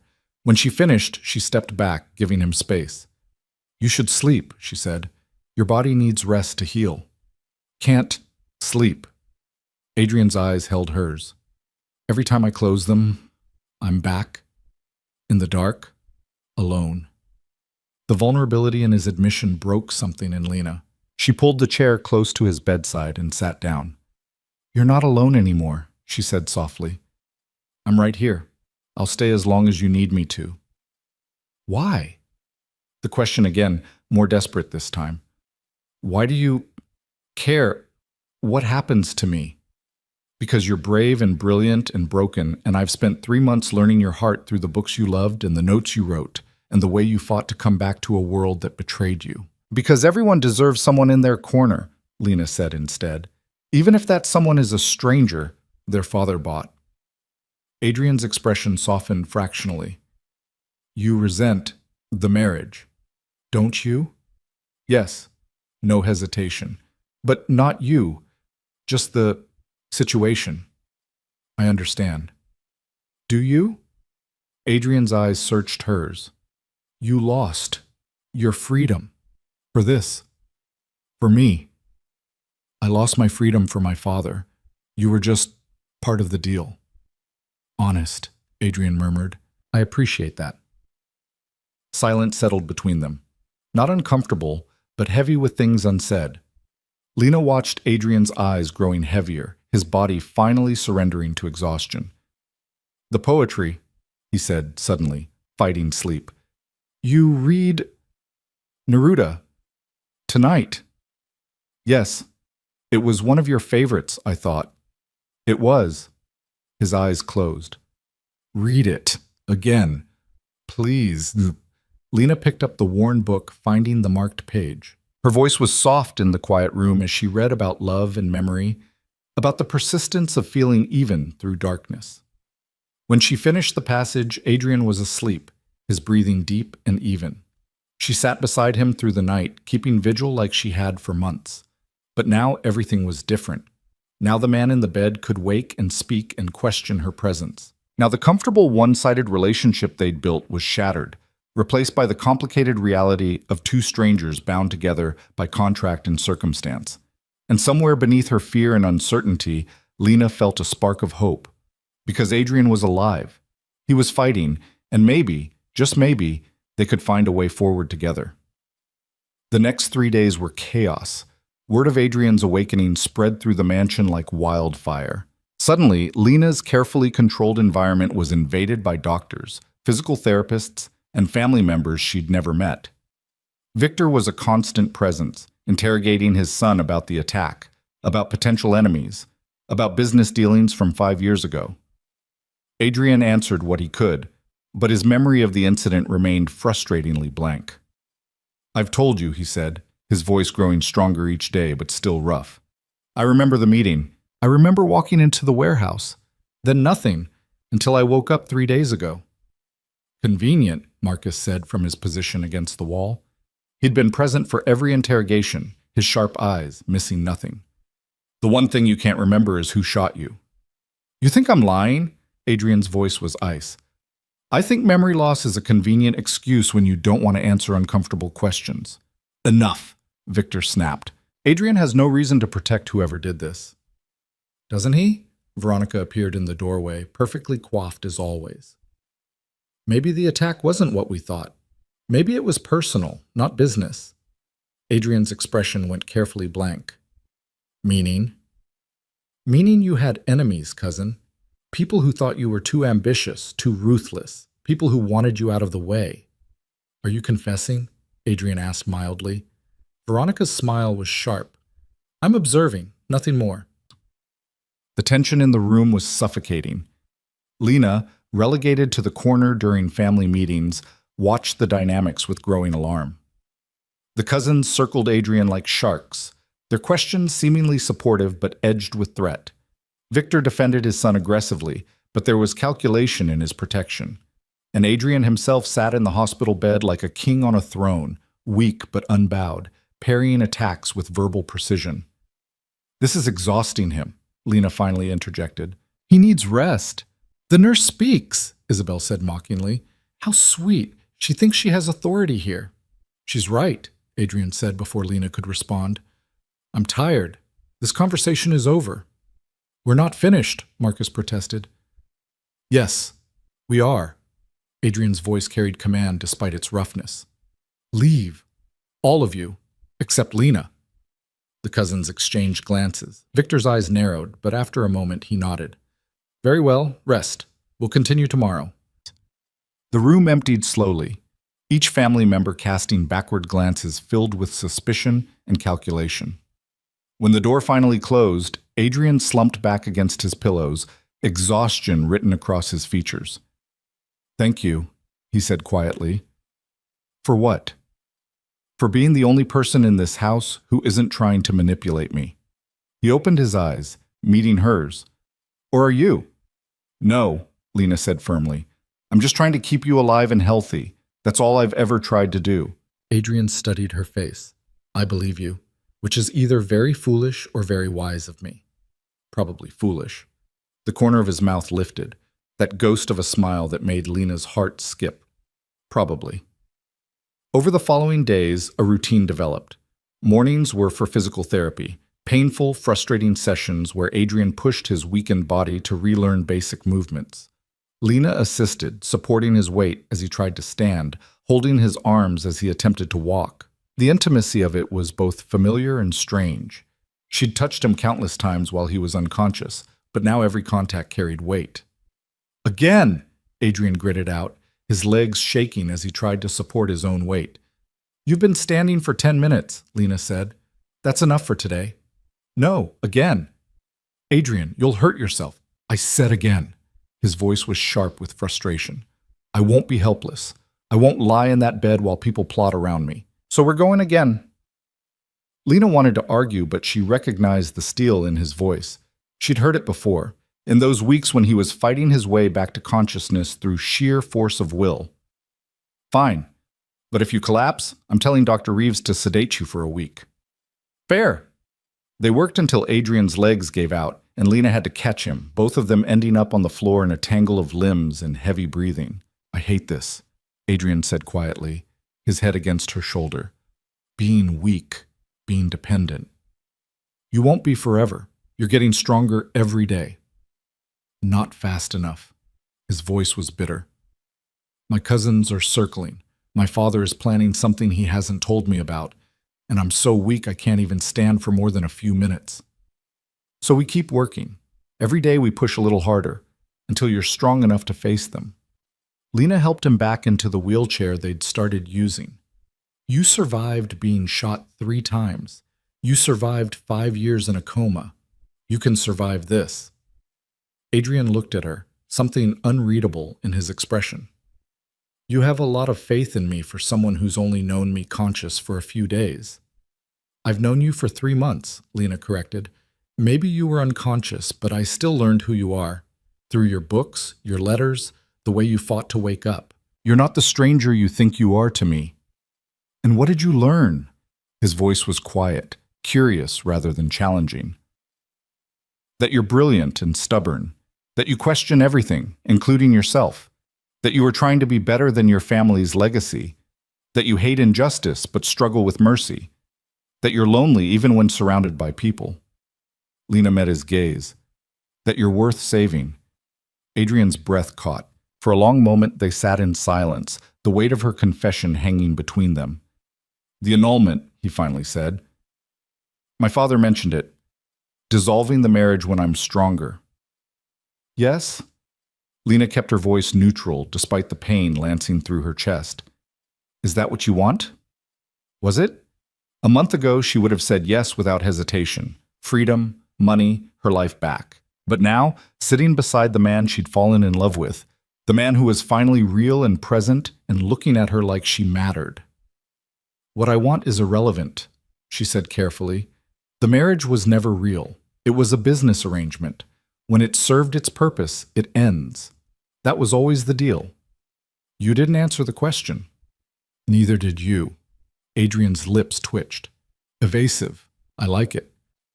He wheeled himself toward the window, looking out at grounds he hadn't seen in 5 years. My father thinks you're irrelevant, a means to an end. Is that how you see yourself? I don't know how to answer that. Honestly would be a start. Lena took a breath. I see myself as someone who made an impossible choice and ended up somewhere I never expected. I don't regret saving my father, but I don't pretend this situation is anything other than what it is. Which is? Complicated. Adrian laughed, the sound rough but genuine. That's one word for it. He turned back to face her. You could have told me to leave you alone when I woke up. Could have demanded my father send in different nurses. But you stayed. Why? Because you asked me to. And you always do what people ask? No, but I do what I promise. Lena moved to stand beside him at the window. I promised I'd keep you safe. I promised I'd help you recover. Those promises still stand, whether you're unconscious or awake. Adrian's hand found hers, his fingers interlacing with hers in a gesture that felt both familiar and entirely new. Then I'm asking you to make another promise, he said quietly. What? Don't let them separate us. Not yet. His eyes met hers, vulnerable and determined. I don't trust anyone in this house except you. And until I'm strong enough to protect myself, until I know who tried to kill me, I need you beside me. Adrian, I know what I'm asking. I know it's selfish, but please. His grip tightened. Stay. Lena's heart broke and soared simultaneously. He needed her. Maybe not the way she wanted, maybe only as protection rather than as something more, but he was choosing her, trusting her, when trust seemed like the most dangerous thing he could offer anyone. "I'll stay," she promised, "for as long as you need me." Relief flooded his expression. "Thank you. But Adrian, there's something you should know." The door burst open. Victor stormed in, his face dark with rage, Malcolm Gray close behind looking uncharacteristically shaken. "We have a problem," Victor said without preamble. "Someone leaked information about your awakening to the press. It'll be all over the news by tonight." Adrian's expression hardened. "How?" "I don't know. But whoever did it wanted the world to know you're awake and vulnerable." Victor's gaze swept to Lena. "Leave us." "She stays," Adrian said flatly. "This is family business." "She's my wife. She stays." The word wife, spoken with such casual authority, sent shock through the room. Lena's breath caught. Victor's eyes narrowed. "A temporary arrangement," Victor corrected coldly. "Is it?"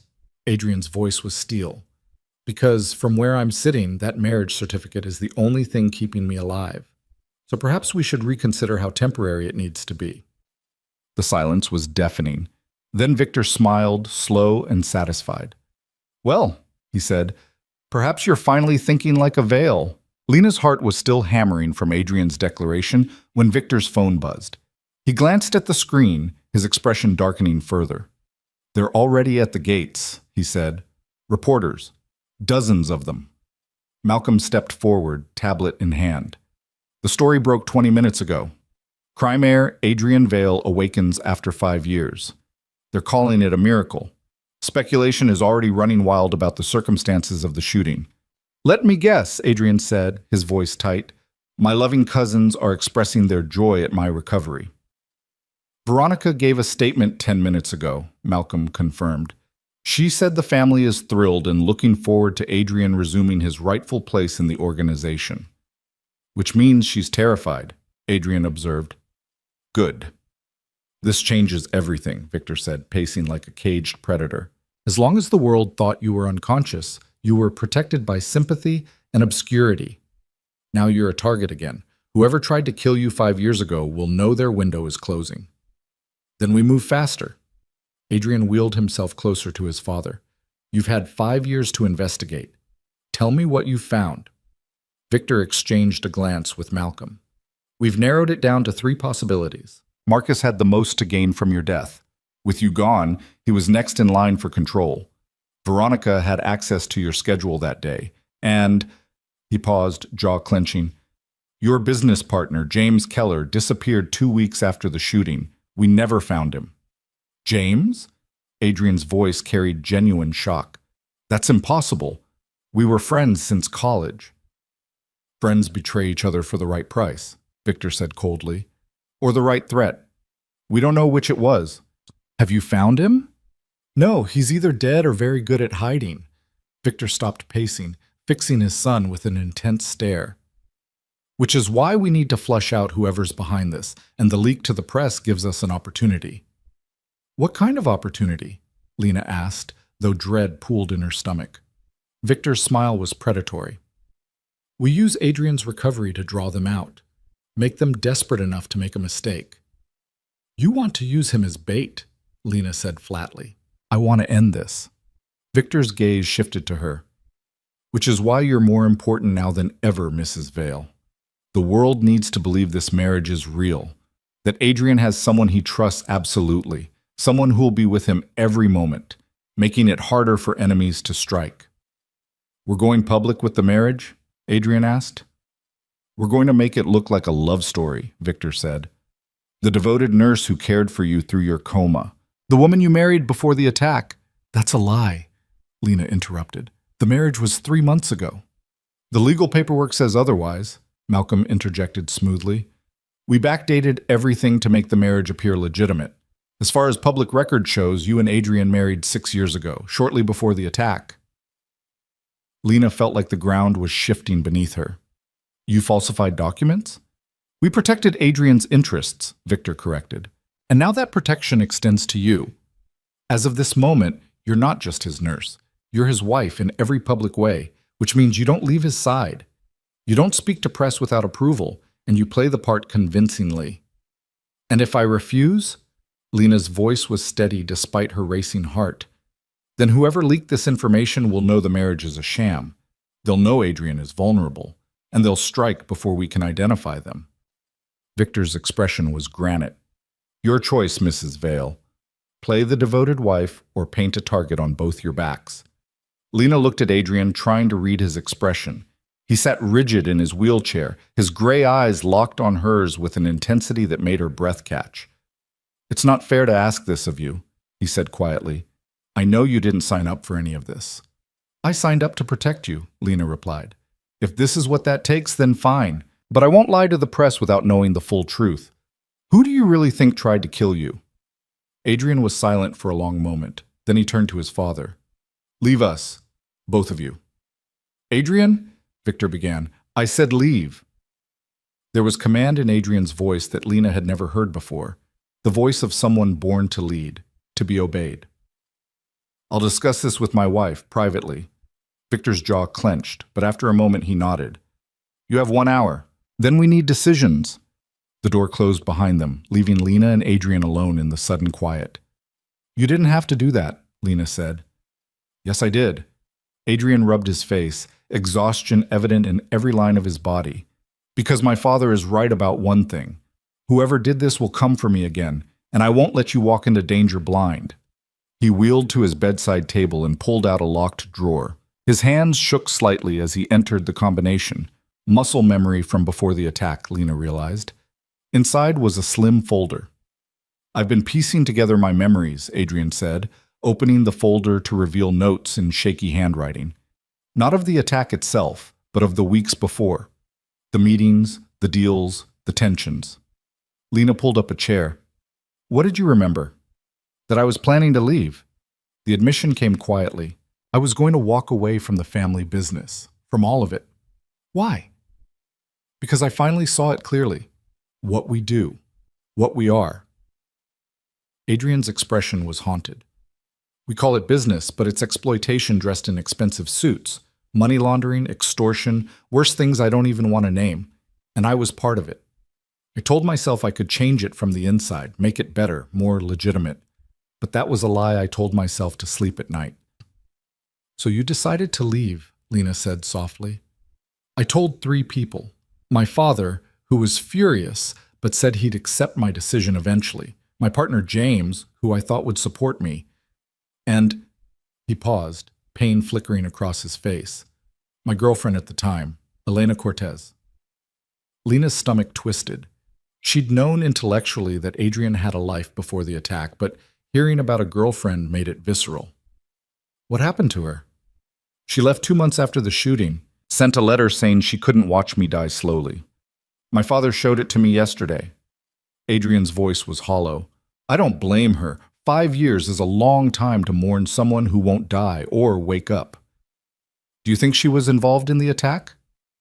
Elena? Adrian shook his head. No, she loved me. I'm sure of that. But James? His hands clenched on the folder. James stood to lose everything if I left. We were partners. Our business was built on my family name and his connections. Without me, he had nothing. So you think he set you up? I think he's the most likely candidate, but I can't prove it. And without proof, accusing him is just paranoia. Adrian looked at her directly. Which is why my father's plan, as manipulative as it is, might be our best option. If we convince the world our marriage is real, if we make me look protected and strong, it might force whoever's responsible to make a move. Or it might just paint a bigger target on both of us. Yes. Adrian didn't look away. Which is why I'm asking, not telling. You've already given up so much for this. I won't ask you to risk your life too. Lena thought about the past 3 months. The isolation, the fear, the slow transformation from nurse to guardian to something she still couldn't name. She thought about Adrian fighting his way back to consciousness, about his finger twitches spelling out warnings, about the way his hand felt in hers. I told you I'd stay as long as you needed me, she said finally. That hasn't changed. Relief flooded Adrian's expression. Thank you. But I have conditions. His eyebrows rose. Such as? No more secrets. If we're doing this, if we're pretending to be a real couple, I need to know everything, your history, your enemies, your plans, all of it. Agreed. And when this is over, when we've identified whoever tried to kill you, we dissolve the marriage. Clean break, no strings. The words hurt to say, but they needed to be said. Something flickered in Adrian's eyes, disappointment maybe, or relief. If that's what you want, that's what we agreed to. That's what this has always been. Right. Adrian's voice was carefully neutral. A business arrangement. The words hung between them, heavy with things unsaid. Lena wanted to take them back, wanted to tell him that somewhere along the way, this had stopped being business for her. But what good would that do? He was planning for their divorce before they'd even pretended to be married. He saw her as protection, as an ally, maybe even as a friend. But love? That was something neither of them could afford. We should tell your father we've agreed, Lena said, standing. Adrian caught her hand. Lena, before we do this, before we step into that performance, I need you to know something. What? That I'm grateful, not just for your protection or your care, but for seeing me as more than just a body in a bed, for talking to me all those weeks like I was still a person. His grip tightened. You gave me a reason to fight my way back. I won't forget that. Lena's throat closed. Adrian, I know, business arrangement.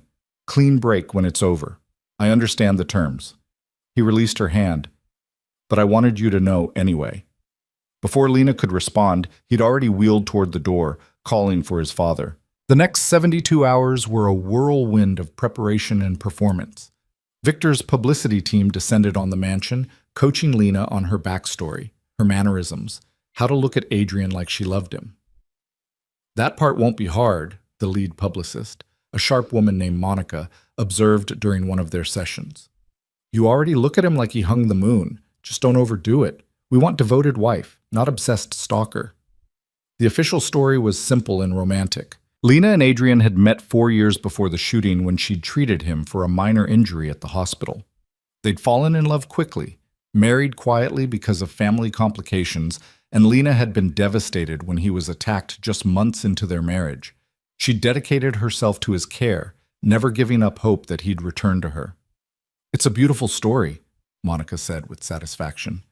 The press will eat it up, especially with the photos.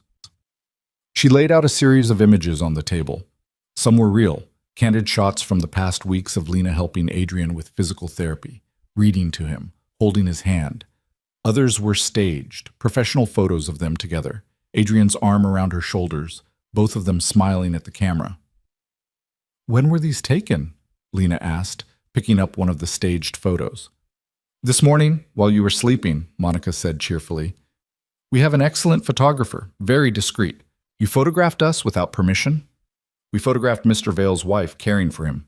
Nothing inappropriate. Monica's smile was sharp. Everything we do is about controlling the narrative, Mrs. Vale. If we don't provide photos, the paparazzi will take their own, and those won't be flattering. Lena looked at Adrian, who'd been silent through most of the session. He sat in his wheelchair, his expression carefully neutral, but she could see the tension in his shoulders. It's fine, he said quietly. Monica's right. Better to control what they see. The first public appearance was scheduled for the following day, a brief press conference where Adrian would thank everyone for their support and introduce his wife. Victor had wanted something more elaborate, but Dr. Reeves had put his foot down. Mr. Vale is still recovering, 10 minutes maximum, seated the entire time with medical staff on standby. The doctor's tone brooked no argument. And Mrs. Vale stays with him. If he shows any signs of distress, the conference ends immediately. Understood, Victor said, though his expression suggested he found the restrictions irritating. That night, alone in Adrian's room after another grueling physical therapy session, Lena helped him back into bed. His strength was improving daily, but he was still weak, still vulnerable. The thought of parading him in front of cameras and reporters made her stomach churn. You don't have to do this, she said, checking his vitals. We could tell them you're not strong enough. And show weakness to whoever's hunting me? No. Adrian caught her hand as she adjusted his IV, but I'm glad you'll be there. Someone has to make sure you don't collapse on camera. Is that the only reason? His gray eyes held hers, searching for something. What other reason would there be? I don't know. You tell me. The air between them felt charged, dangerous. Lena pulled her hand back, busying herself with his medication chart. Your pain levels have decreased, she said, deliberately changing the subject. That's good progress. Lena. And your range of motion is improving. Dr. Reeves thinks you might be able to use a walker by next week. Lena. Adrian's voice was firmer now. Look at me. She did, reluctantly. The intensity in his gaze made her breath catch. When this is over, he said slowly, when we've caught whoever did this and dissolved the marriage like we agreed, what then? Then I take my payment and disappear, like your father planned. That's what you want? To disappear? What Lena wanted was to stay, to keep helping him recover, to see who he became when he was finally free of this nightmare, to find out if the connection between them was real or just a product of extreme circumstances. What I want is irrelevant, she said instead. We both know how this ends. Adrian stared at her for a long moment. Then he nodded slowly. Right, of course. The disappointment in his voice cut through her, but Lena forced herself to maintain the distance. Getting attached was dangerous. Hoping for more than the contract promised was foolish. She'd learned that lesson already. You should sleep, she said, dimming the lights. Tomorrow's going to be difficult. Will you stay? The question was quiet, almost vulnerable. Until I fall asleep? I always do. She settled into her familiar chair, watching as Adrian's eyes gradually closed. But unlike the past 3 months, tonight he watched her back, his gray eyes tracking her every movement until exhaustion finally claimed him. The press conference was a carefully orchestrated performance. Adrian sat in an expensive chair rather than his wheelchair, a concession to vanity that Lena had argued against but lost. She stood slightly behind him, one hand resting on his shoulder, playing the part of the devoted wife. Cameras flashed endlessly, reporters shouted questions, and Adrian handled it with the same command he'd shown with his father, his voice growing stronger as he spoke. I want to thank everyone for their support during my recovery, he said, his tone measured and calm. The past 5 years have been challenging for my family, but I'm grateful to be back. Mr. Vale, can you tell us about the circumstances of the attack? A reporter called out. The investigation is ongoing. I have full confidence it will be resolved. What about your marriage? Records show you married shortly before the shooting, but this is the first time your wife has been seen publicly. Adrian's hand came up to cover Lena's where it rested on his shoulder. The gesture looked natural, affectionate, but Lena could feel the tremor in his fingers. Exhaustion or emotion, she couldn't tell. My wife has been my constant support, Adrian said, looking up at her with an expression that seemed almost genuine. She never gave up on me, even when others did. I owe her everything. The words were scripted, practiced, but the way he looked at her felt real. Lena smiled down at him, hoping the cameras caught devotion rather than confusion. Mrs. Vale, how did you maintain hope for 5 years? Another reporter asked. This was Lena's cue. Monica had coached her extensively on this answer. I loved him, she said simply, letting emotion she didn't have to fake color her voice. That doesn't stop just because someone can't respond. Every day I hoped. And eventually, hope was enough. The reporters ate it up. Questions flew faster, more personal, more invasive. Lena felt Adrian's hand tighten on hers, felt the tension radiating through him. That's all the time we have, Malcolm announced, stepping forward. Mr. Vale needs to rest. Thank you all for coming. The moment they were backstage, away from the cameras, Adrian slumped. Lena caught him as his legs gave out, easing him back into the wheelchair. I'm fine, he said through gritted teeth, just tired. You pushed too hard. Lena checked his pulse, elevated, but not dangerously so. You're going straight to bed.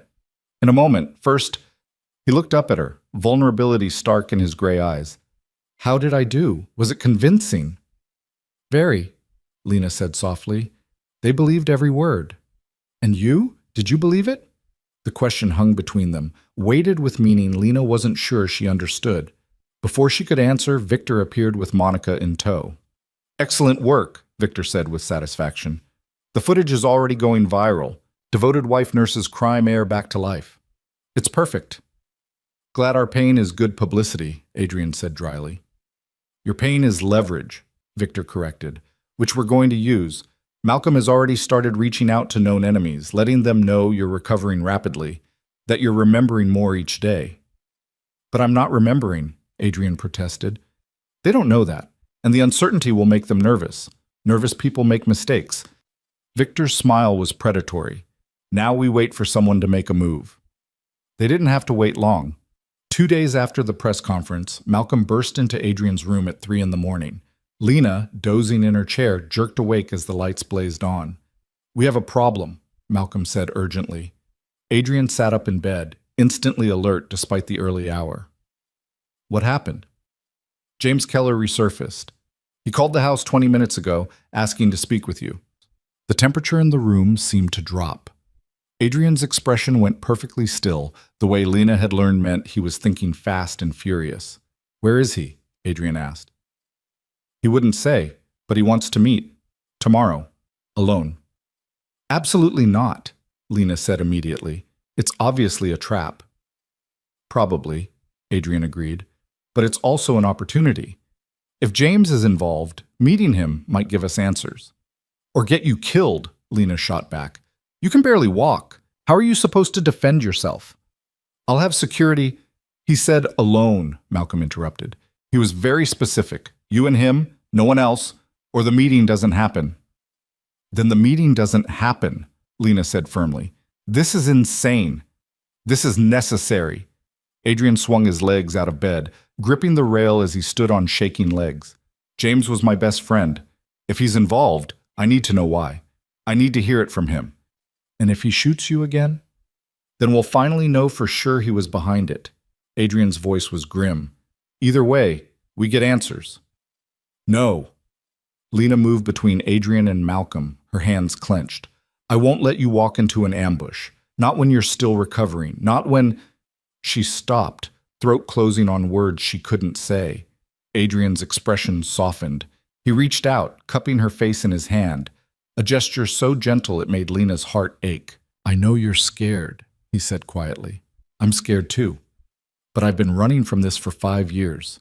Even if I don't remember the attack, I remember the fear of always looking over my shoulder. I won't live like that anymore." "Then let me come with you," Lena pleaded. "I'm your wife. That's what the world believes. Let me be there. James will know you're new. He'll know it's a setup. So tell him the truth. Tell him your father forced you into the marriage for protection. Tell him you don't trust me." The words hurt to say, but desperation overrode pride. "Just don't go alone." Adrian searched her face for a long moment. Then he looked at Malcolm. "Set up the meeting. Lena comes with me. James can like it or not." Malcolm looked like he wanted to argue, but after a moment, he nodded. "I'll make the arrangements." When he left, Lena helped Adrian back into bed, her hands shaking with residual fear and adrenaline. "You're angry with me," Adrian observed. "I'm terrified for you. There's a difference." "Is there?" His hand found hers, interlacing their fingers. "Lena, if something happens tomorrow, nothing's going to happen. But if it does, I need you to know something." Adrian's voice was serious, his gray eyes locked on hers. "These past weeks, getting to know you, trusting you, it's been the only real thing in my life. Everything else is performance and manipulation and strategy. But you—" He paused, seeming to struggle for words. "You're real, and I'm grateful for that." Lena's heart hammered. "Adrian, I know, business arrangement, clean break, I remember." His smile was sad. "But I wanted you to know anyway, just in case." He fell asleep still holding her hand, leaving Lena to stare into the darkness and wonder when exactly she'd lost the ability to protect her heart from the man she was supposed to be protecting. The meeting was set for a warehouse on the outskirts of the city, neutral territory, Malcolm explained, with multiple exits and clear sightlines. Adrian insisted on wearing a bulletproof vest under his shirt, and Lena wore one too, though the weight of it did nothing to ease her anxiety. Victor had wanted to send a security team despite James's conditions, but Adrian had refused. "If we want him to talk, we have to show some trust." "Trust is what got you shot the first time," Victor growled, but he'd relented. Now, sitting in the back of the sedan with Adrian as they drove toward the warehouse, Lena couldn't shake the feeling they were making a terrible mistake. "It's not too late to turn back," she said quietly. "Yes, it is." Adrian's hand found hers in the darkness. This ends today, one way or another. The warehouse was exactly as bleak as Lena had imagined. Crumbling brick, broken windows, the kind of place where bad things happened and no one heard the screams. The sedan stopped at the entrance, and Malcolm turned from the driver's seat. "I'll be monitoring from here. First sign of trouble, I'm calling in the team." "Understood." Adrian opened the door, his movements still stiff but stronger than they'd been even a week ago. Lena followed, her heart in her throat. Inside, the warehouse was cavernous and dark, light filtering through gaps in the roof. And in the center, illuminated by a shaft of sunlight, stood a man Lena had never seen but recognized instantly from photos. James Keller looked older than his 35 years, his face gaunt and haunted. When he saw Adrian, something broke in his expression, relief and pain and guilt, all tangled together. "Adrian," he said, his voice cracking, "you're really awake." "I'm really awake," Adrian confirmed, his voice carefully neutral.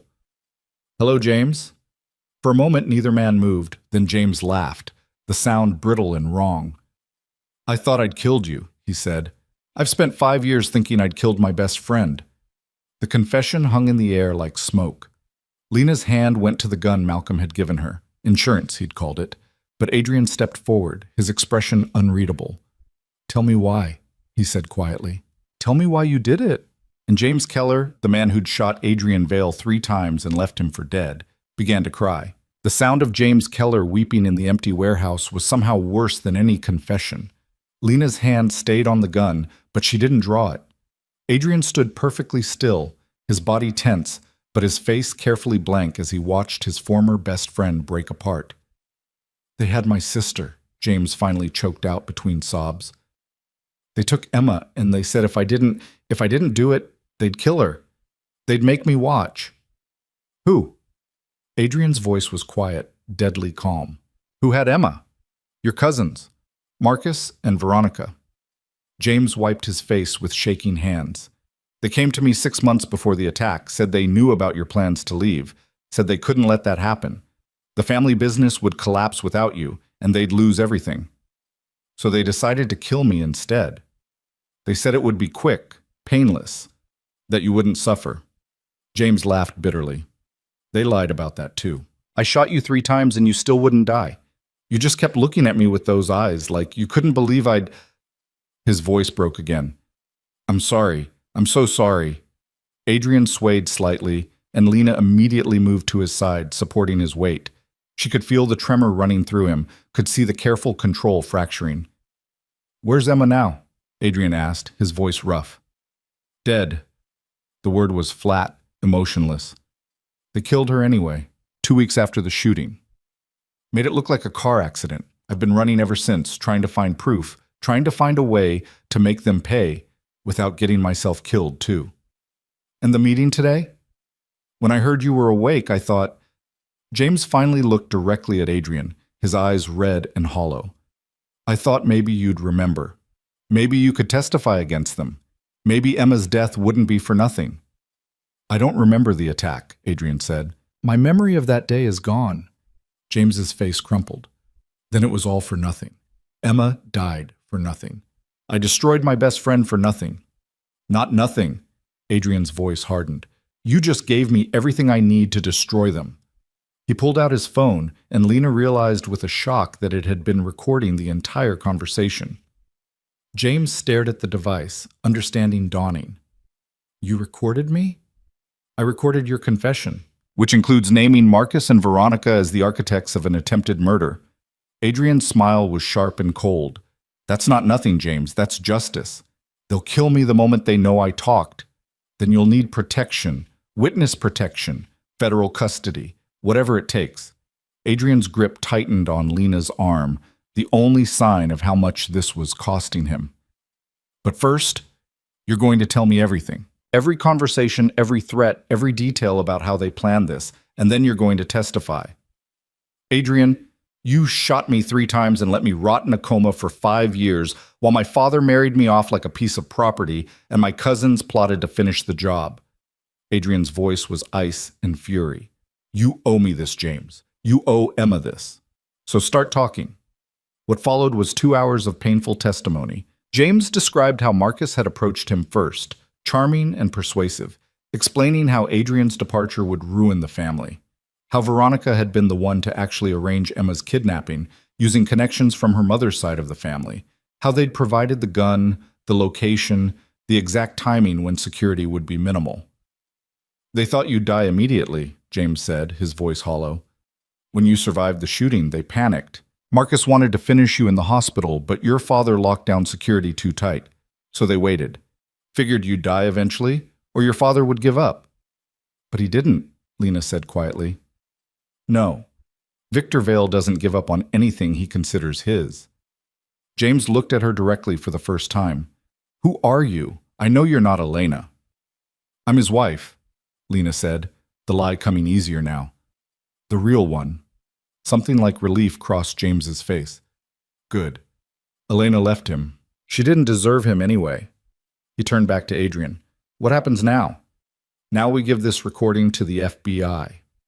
Adrian's voice was steady, despite the exhaustion Lena could feel radiating from him. "And then we end this." Malcolm was already on the phone when they returned to the car, coordinating with federal agents who'd apparently been waiting on standby. Lena helped Adrian into the back seat, watching his face carefully. He'd held himself together through James's confession, through the brutal details of betrayal and murder. But now, in the privacy of the car, she could see the cracks forming. "Are you okay?"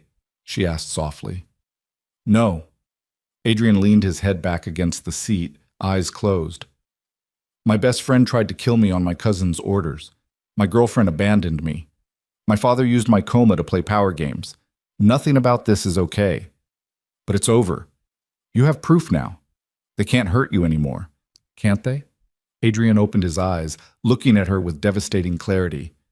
"Marcus and Veronica aren't going to confess just because James did. They'll have lawyers, alibis, reasonable doubt, and even if we convict them, there are others in the family who think like they do, who see me as weak for wanting to leave. Then we make you strong enough that they don't matter." "We?" Adrian's lips quirked slightly. "I thought this was temporary. Clean break when it's over, remember?" Lena's heart clenched. In the chaos of the meeting, she'd forgotten they were still playing roles, still pretending their marriage meant something beyond legal protection. "Right," she said, looking away. "Of course." Adrian's hand found hers in the darkness. "Lena, we're here," Malcolm announced, pulling up to a nondescript building. "FBI field office. They're ready for us." The next 72 hours were a blur of statements, interviews, and legal proceedings that Lena barely understood. Adrian testified for hours, his voice steady as he described the family dynamics, the business operations, everything he knew about Marcus and Veronica's positions and capabilities. James corroborated every detail, his confession damning and comprehensive. The arrests happened at dawn on the third day. Federal agents descended on the Vale mansion simultaneously, taking Marcus and Veronica into custody, while Victor watched with an expression that might have been satisfaction or might have been grief. Lena couldn't tell. "It's done," Victor said when Adrian and Lena returned to the mansion that afternoon. "They'll be charged with conspiracy to commit murder, kidnapping, and about a dozen other crimes. The evidence is overwhelming." "Good," Adrian said flatly. "There's more." Victor handed him a document. "Isabel confessed to leaking your awakening to the press. She wasn't involved in the shooting, but she hoped the publicity would force you into public view, make you vulnerable. She's cooperating with authorities in exchange for immunity."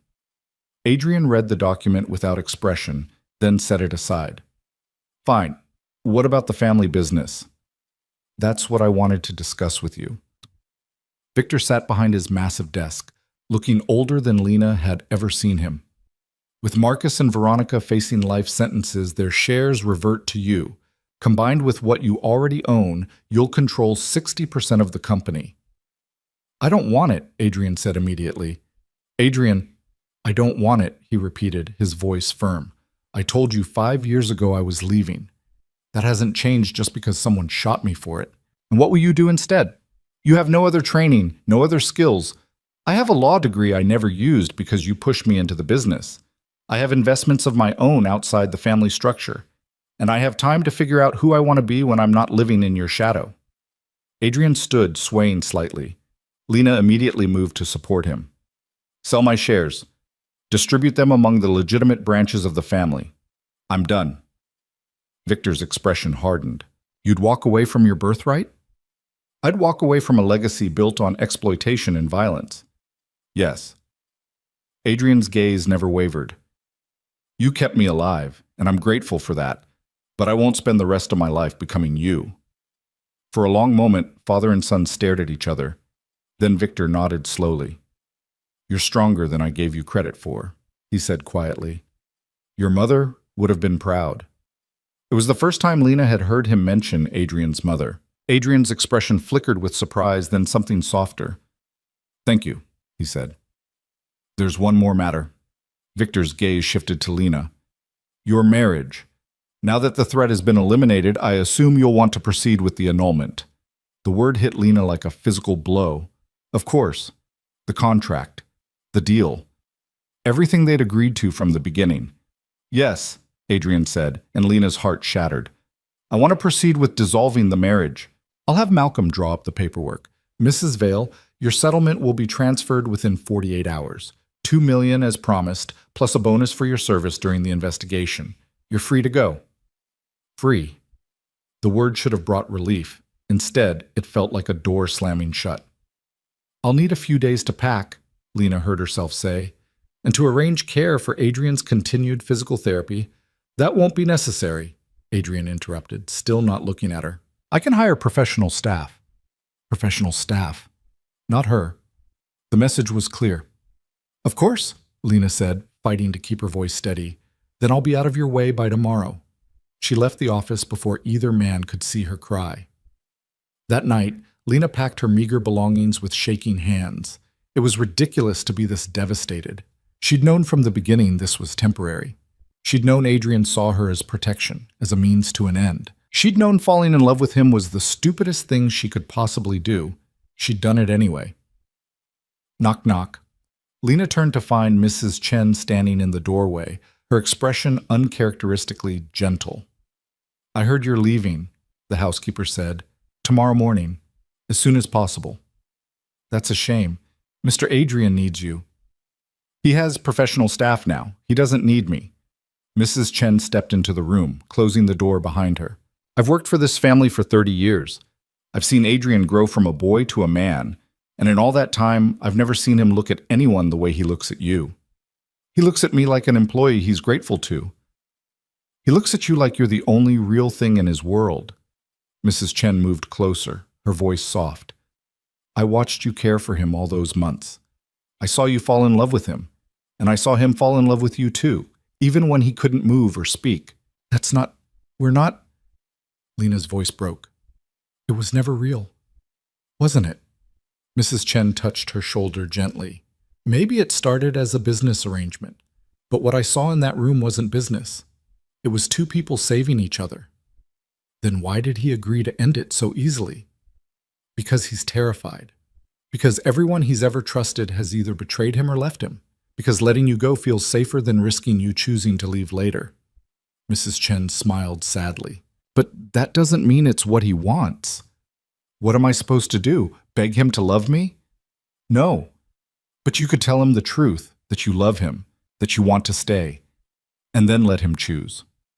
After Mrs. Chen left, Lena sat on the bed she'd barely slept in, staring at the connecting door to Adrian's room, the door she'd passed through hundreds of times. The threshold between duty and devotion, between caretaker and something infinitely more complicated.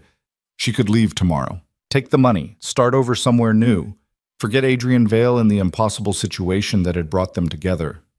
Or she could fight for what they'd built in those quiet hours when the rest of the world thought he was unreachable.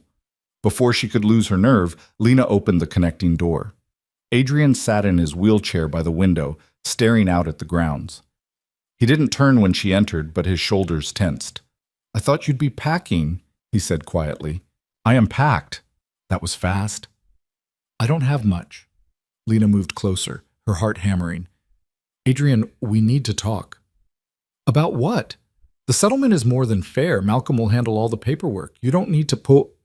I don't want the money. That made him turn. His gray eyes were shadowed, his expression carefully guarded. What? I don't want the settlement. I don't want the annulment. I don't want to leave. The words came out in a rush, terrifying and liberating. I want to stay. Adrian stared at her. Lena, you don't know what you're saying. I know exactly what I'm saying. I love you. Her voice shook but held firm. I fell in love with you somewhere between the second week and the second month. I don't even know when exactly. I fell in love with your stubbornness and your brilliance and the way you fought to come back.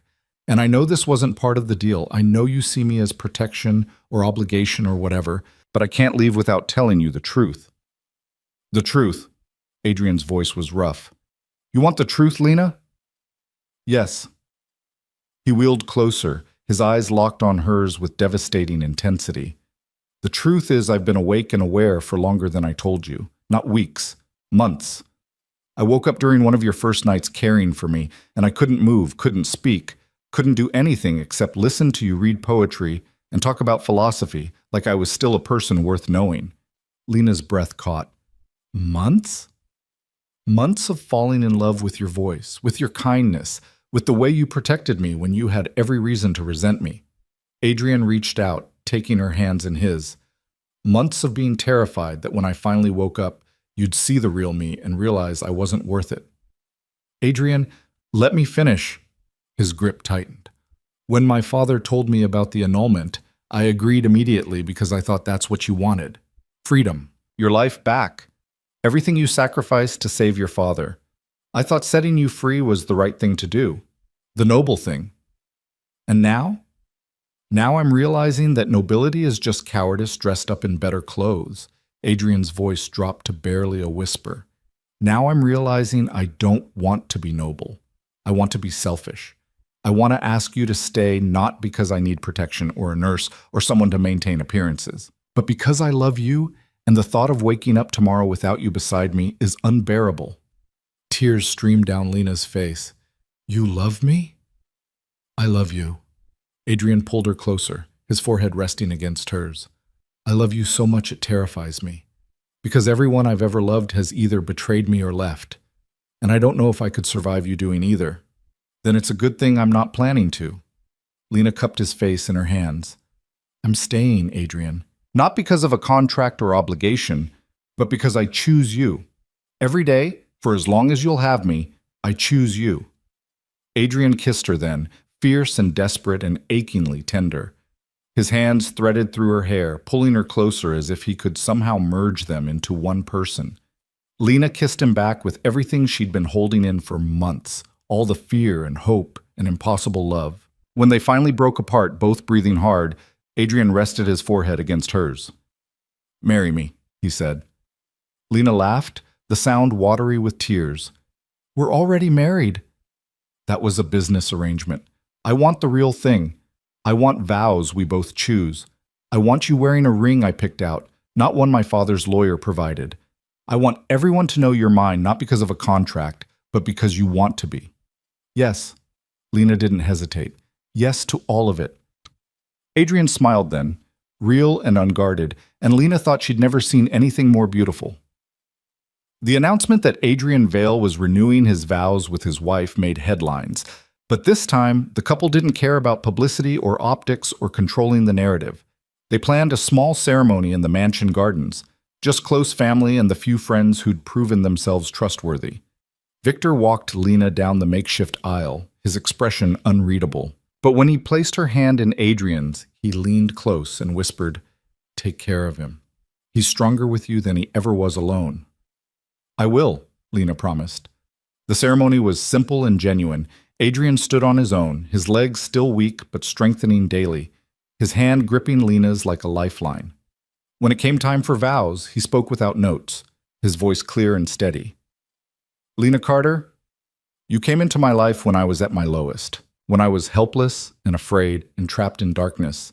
You gave me light, you gave me hope, you gave me a reason to fight my way back. His thumb stroked over her knuckles.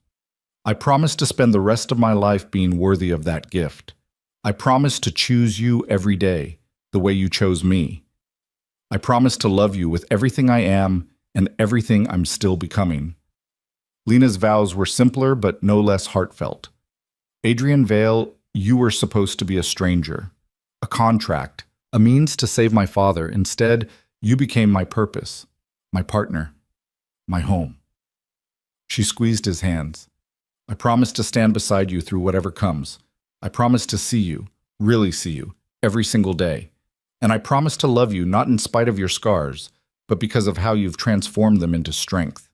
When they kissed, sealing promises made freely rather than under duress, applause erupted from their small gathering. But Lena barely heard it. All she could focus on was Adrian, solid and real, and choosing her right back. The reception was held in the garden, strings of lights transforming the space into something magical. Adrian managed to dance with Lena for one song before his legs gave out, and they ended up laughing on a bench while Dr. Reeves scolded about overdoing it. Worth it, Adrian said, pulling Lena close. Totally worth it. Weeks turned to months. Adrian's strength continued to improve until he could walk unassisted, though he still tired easily. Together, they moved out of the Vale mansion and into a smaller house on the outskirts of the city, far from the family drama, but close enough to visit. Adrian enrolled in graduate school, studying international law with a focus on human rights. Lena returned to nursing part-time, working with trauma patients who needed the kind of patience and dedication she'd developed caring for Adrian. They built a life together piece by piece. Quiet mornings drinking coffee on their porch.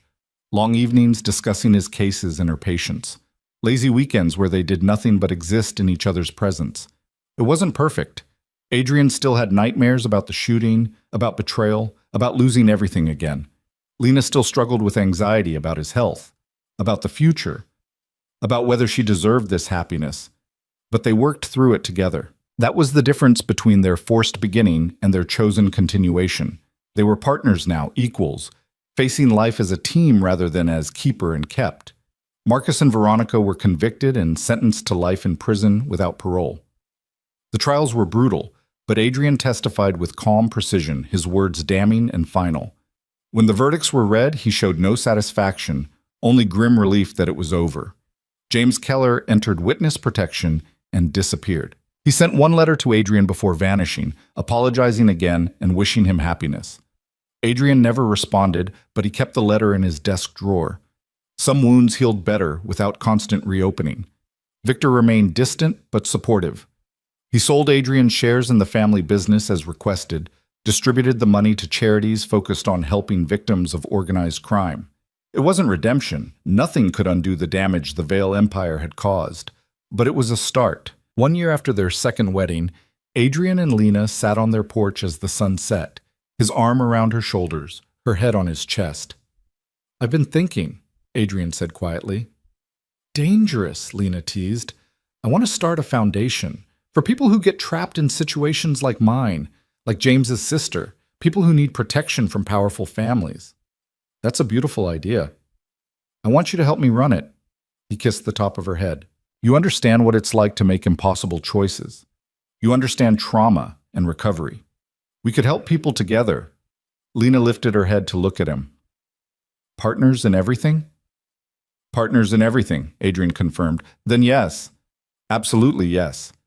They kissed as the sun painted the sky in shades of gold and amber, the past finally behind them, the future stretching out like a promise they could actually believe in. What had begun as a deal with no escape had transformed into a choice made freely every single day. Lena chose Adrian, his strength and his vulnerability, his brilliance and his scars. And Adrian chose Lena, her fierceness and her tenderness, her protection and her love. They chose each other. And in a world built on control and manipulation and power, that choice was the most revolutionary act of all. Years later, when people asked Lena how she and Adrian had met, she would smile and say they'd found each other in the darkness. And when they asked if she believed in fate, she would think about that night in the hospital corridor, about Malcolm Gray's impossible offer, about signing her name next to a stranger's. "No," she would say, "I don't believe in fate. I believe in choices. And I chose to save my father. Adrian chose to fight his way back to consciousness. We both chose to build something real out of something forced. That's not fate. That's just two people refusing to let circumstances define them. And if the person asking looked skeptical, If they suggested that maybe there was something magical about their story after all, Lena would take Adrian's hand and squeeze it tight. The only magic, she would say, is choosing to love someone even when it's hard, even when it's complicated, even when it starts with a contract instead of romance. We chose each other. That's the whole story. Adrian would kiss her temple and add, "Best choice I ever made." And Lena, her heart full of the kind of love she'd never imagined finding in a mansion ruled by power and fear, would whisper back, "Mine too." Because in the end, that was what their story had always been about. Not destiny or fairy tales or romance novel miracles. Just two broken people choosing to heal together. Choosing to trust when trust seemed impossible. Choosing love over fear, partnership over isolation, hope over despair. They chose each other. And that choice made all the difference.